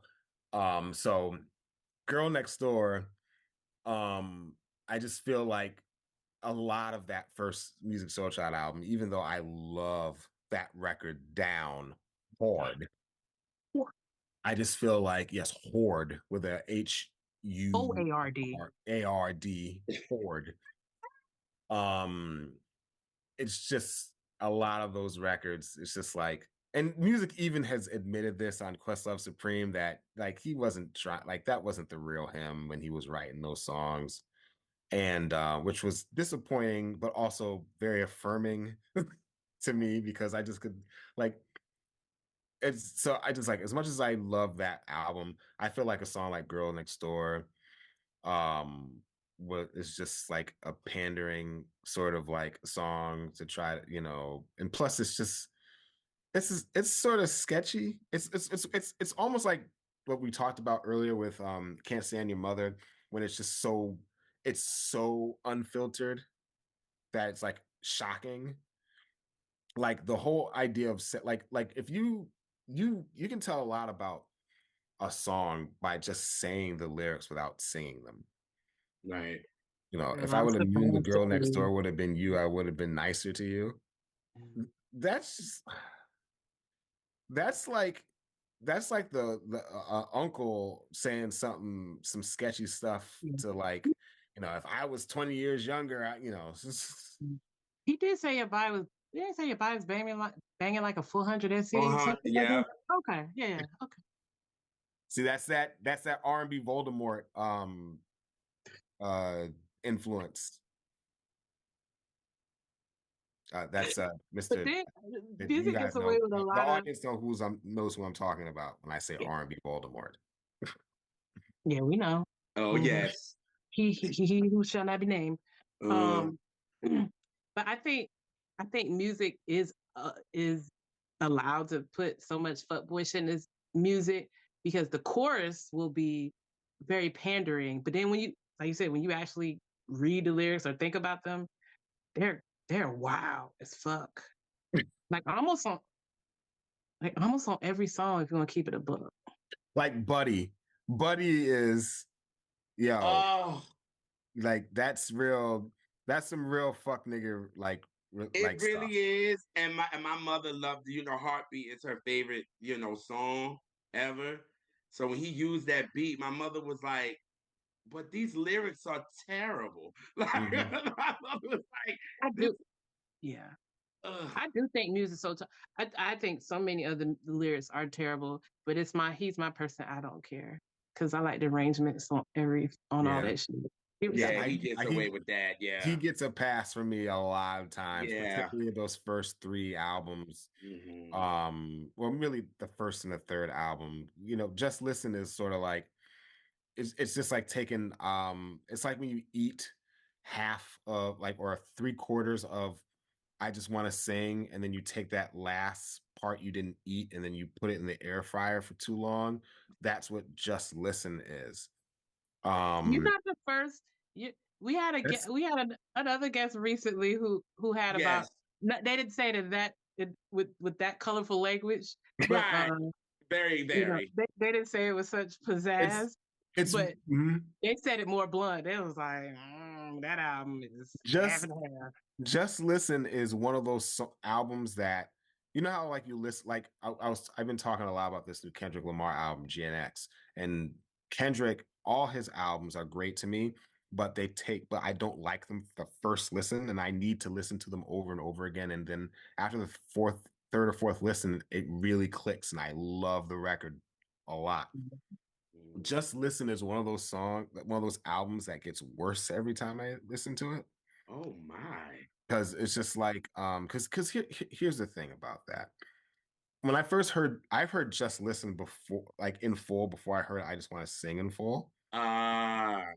So when I went back and realized that I Just Want to Sing came before it, and I listened to it, and then I listened to Just Listen, the quality diminished every single time. There's some really, and the irony is that my two all-time favorite music songs are on Just Listen, which is the two singles, Half Crazy and Don't Change. Mhm. Even though Don't Change is like the poster child for the pandering The aspect that anthem. it's talking about. I Oh, despise that song. I hate that song with the heat of a thousand suns. Bring it back. but I mean, Half Crazy, that's another song that's like a little too forward. It's a little Yeah, too it is. like I love it. it's a little too honest. And which I kind of appreciate it. But I just love like I said, the arrangements and everything of those songs are great. But like there are songs on Just Listen that it's just like, just add water sort of like songs from the like, or even like a song like Previous Cats. I love that record, but when I found out that Eric Roberson wrote that record and then I heard him sing it on like a YouTube video, I'm like, yo, he should have just kept that shit, because I would much rather listen to Eric Roberson sing this than which you kind of do, because he's all over those background vocals after the first Is chorus. is Mhm. yes for sure. Mhm.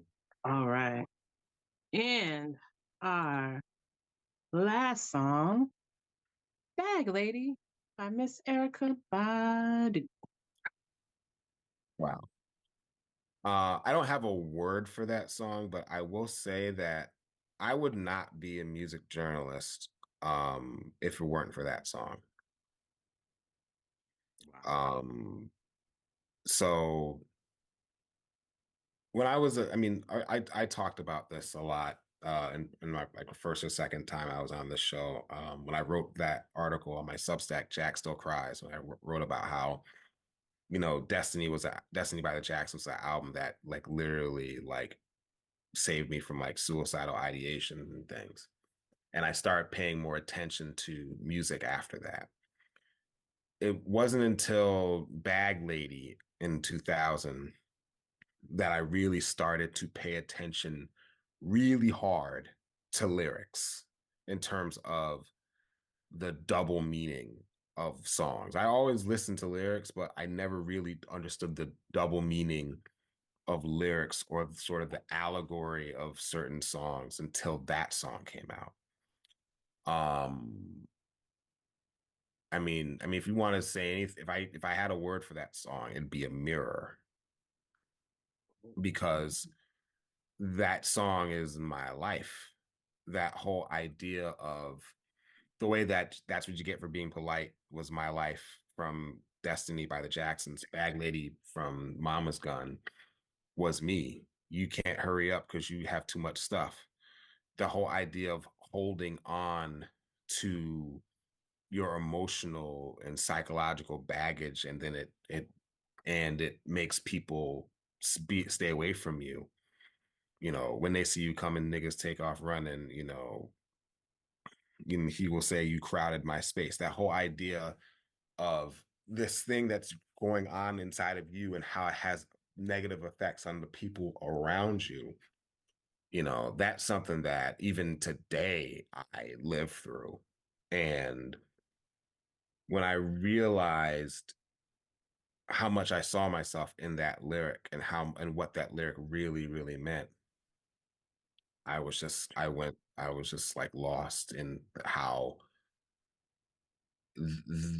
much more important the music was to me, rather than it just being something for me to relate to, but it had to be something that I had to help others relate to. And so, and just, and so that like put me on my journey. That, and hearing What a Fool Believes by the Doobie Brothers that same year when their episode of Behind the Music came on.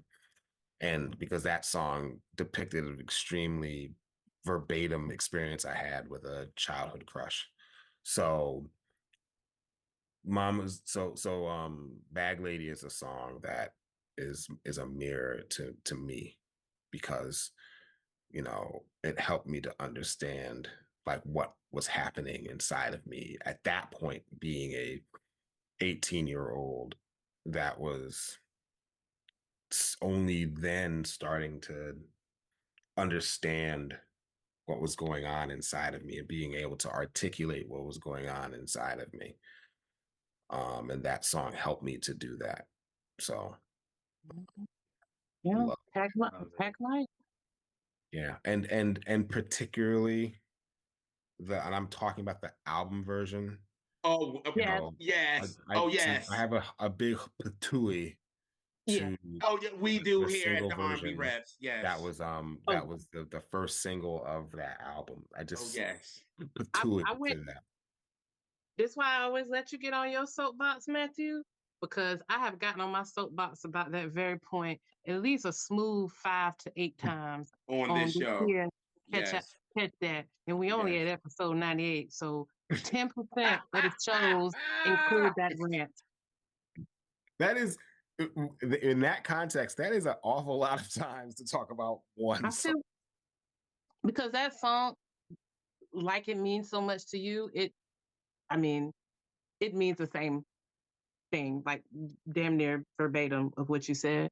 Yeah. So I feel a way, and that radio version I think Oh sullies yeah, that song. I It think it does. disrespects that song. yeah. Fuck Mm-hmm. that shit. I It hate it. I hate it. totally compromises the sentiment of that record. It does. Totally compromises it, But, especially like considering all the other songs on that album, like Didn't You Know, and 80, 2000, and Ugh. Orange Moon. It's just, have you guys had Oh. Mama's Gun episode? mhm. Okay. Good to know. We haven't talked about any Erica Badu albums, and no one has picked a song. The only reason that Erica get brought up in about half of these episodes is because of how I feel about Miss Erica Wright. And then also like when we are in the the neo soul thing, people Mm-hmm. are bring Erica in, and it's been a couple episodes. Somebody be like Bag Lady, at least be like the original, not that Yeah. horrible ass remix that they did. Yeah. The Uh, single, I call it the single version because that was the lead single to that album. yeah. Um, and in hindsight, I get it. You know, it's coming off of Baduism, I and people need to have something that they can sort of like, okay, I like this enough. I like this enough to try to check it out because Mama's Gun is nothing like Baduism at all. Nope. And Not at all. Mom's it's gun my is the favorite. jazz. Baduism is the blues. Yep. I Yeah. mean, And it's totally, nothing like that. So I guess they had to have something that would get the people who liked Baduism to pay attention to what Mama's Gun was gonna be. Right. that single is the honey to New America Part But I One. actually like Honey though. I actually like Honey. That's Yeah. the No, difference. I do like honey, but that shit ain't even on the vinyl. That's how last minute that was. Because I own that and honey is not on that record. It's not That's on that long it's not on that crazy. long player. That's like Leave Me Alone on Bad. You On can Bad. it's Yep. only on CD. Yep. Yep. yeah. So Man, I just thank you for telling me though, because now if I will not get the New America One vinyl now because yeah. I It's have just to have on the it. I pressing have that it I on have. CD. I don't know if that's on all the pressings, but the one I have is not on all. Okay. Because I Yeah. have the CD of New America One. I mean, I have all of her albums, but yeah, I would And be they very disappointed to get a Ain't vinyl. it like a bonus track on the CD? I'm not sure. I know there's a bonus track on New America 2. I I, think the track with Lil Wayne, Jump Up in the Air and Stay There. I think that's the bonus track on that. But I don't think there's a bonus track on New America unless it is Honey. But I'm pretty sure that Honey is not. You know what Honey is? Honey is like Formation on no, Lemonade. I was right. It is an unlisted bonus track. Which is funny because it's the lead single of that record. It's so funny, but it don't belong on that record. And I'm sure Erica agreed. So she made Yeah. that concession. But it's like that. It's like Kiss on Parade. It's a good song that just doesn't have any business being on a record with those other songs. But it's not like. But I just love the fact that the version of Bag Lady that we got as a single is not the version that we got on the album because I would have been furious. I would have been Incensed. incensed. Absolutely. Like I was telling somebody the other day, like when I put songs on my like albums on my phone, I'll take the version of a song that I like and replace it with the version of a song I don't like. So Hi, JR. like I'll give you a perfect example. So the Jacksons Victory album, right? I can't stand the album version of the opener Torture, but I love the 12-inch of The Torture, 12 and the one from the yes. music video. So I Yes. placed it on my phone as an MP3 file so that's the opening song to that Yes. album. And I do that a lot. so Yes. I do that all the time. Same thing with State of Shock. I love the 12-inch of State of Shock when Michael is doing the little guitar scat. Don't diddly don't. So that's that version of State of Shock for me when I listen to it on my phone. Yep. So it's the same thing with Mama's Gun. If I would have got two versions of that song, the single version would have got replaced with the other, and I act like it didn't happen. Mm-hmm. That Mm-hmm. part. I still act like but we don't acknowledge that anymore. But I'm glad for what it did because it brought people to it that wouldn't have But it never, cared, yeah, cared what the fuck she was doing. So you're right. I That part. like Maggie said, I get it, but fuck that shit. Oh my god. Yeah. Yeah. And that, yeah. And that concludes our word song association. Thanks for playing. It's always my favorite part of this podcast is this part because I really get to just like this is the episode. I think I've probably been more unfiltered and and loose on this particular episode. Oh yes, Lord. And I've I said been a here lot of for things it. that I would never say in mixed company. And I'm here for it. We had that. Because I don't have to be the one to go off on the episode. You did it for me, Matthew. We had that effect on people. Hi, Dart Adam. We have that effect on Okay. people. So me and Elise don't have to go off. So yeah. Yes. So Matthew, do you have anything going on you want to tell the cousins about, or just Yes. anything you want to say? I don't care. Okay. Oh. All right. So sure. So continue well before it gets banned in America, TikTok gets banned in America. Please follow me on TikTok at Headphone Addict 1, Headphone Addict the number 1 to see all my postings, particularly my my ongoing series. One of them is called Get Physical, where I make anecdotes and fun facts about, you know, pieces of my personal album collection, physical copies of cassettes, of CDs and vinyl, particularly vinyl and CDs. You know, you'll see some VHS cassettes. Sometimes you'll see a magazine or something, but most of the time it's vinyls and cassettes that I talk about because it's so important to understand that you have to have physical copies of your music is really important. It's like having a museum in your house. It really is. And I also have my thing called Badge Talk, where I talk about my journey as a music journalist and through all of my badges and laminates that I saved over the years. I did one on, you know, going to the Tribeca Film Festival. I did one on seeing a dress rehearsal of an Esperanza Spalding tour, uh, and and I have a few more in store. You know, December, December is gonna Get Physical is all, you know, Christmas albums, Christmas vinyls, Christmas CDs. I'm going to be contributing some written study guides for the Apollo Theater's website. So be on the lookout for that in January of 2025. You'll see if you go to the Apollo Theater's Walk of Fame portion on their website and see all their written study guides for all the Walk of Fame recipients. You'll see one on Prince, their brand new one that is written by yours truly. And I'll be contributing a few more of those in 2025. So go to theapollotheater.org, look up Walk of Fame to see some of my written study guides. I also might be doing some teaching for them also in the new year.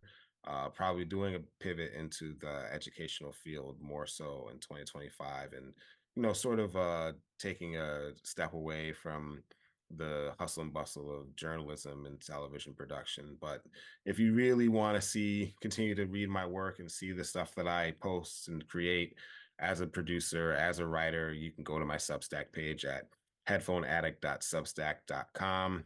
I have some stuff about my trip to Martha's Vineyard, African American Film Festival from 2023. I'll be posting some things about Kendrick Lamar's GNX album, particularly his song Reincarnated. I'll be talking about, you know, SZA and Doechii and how, you know, TDE gave the women the keys after Kendrick left. And that was a really, really great decision.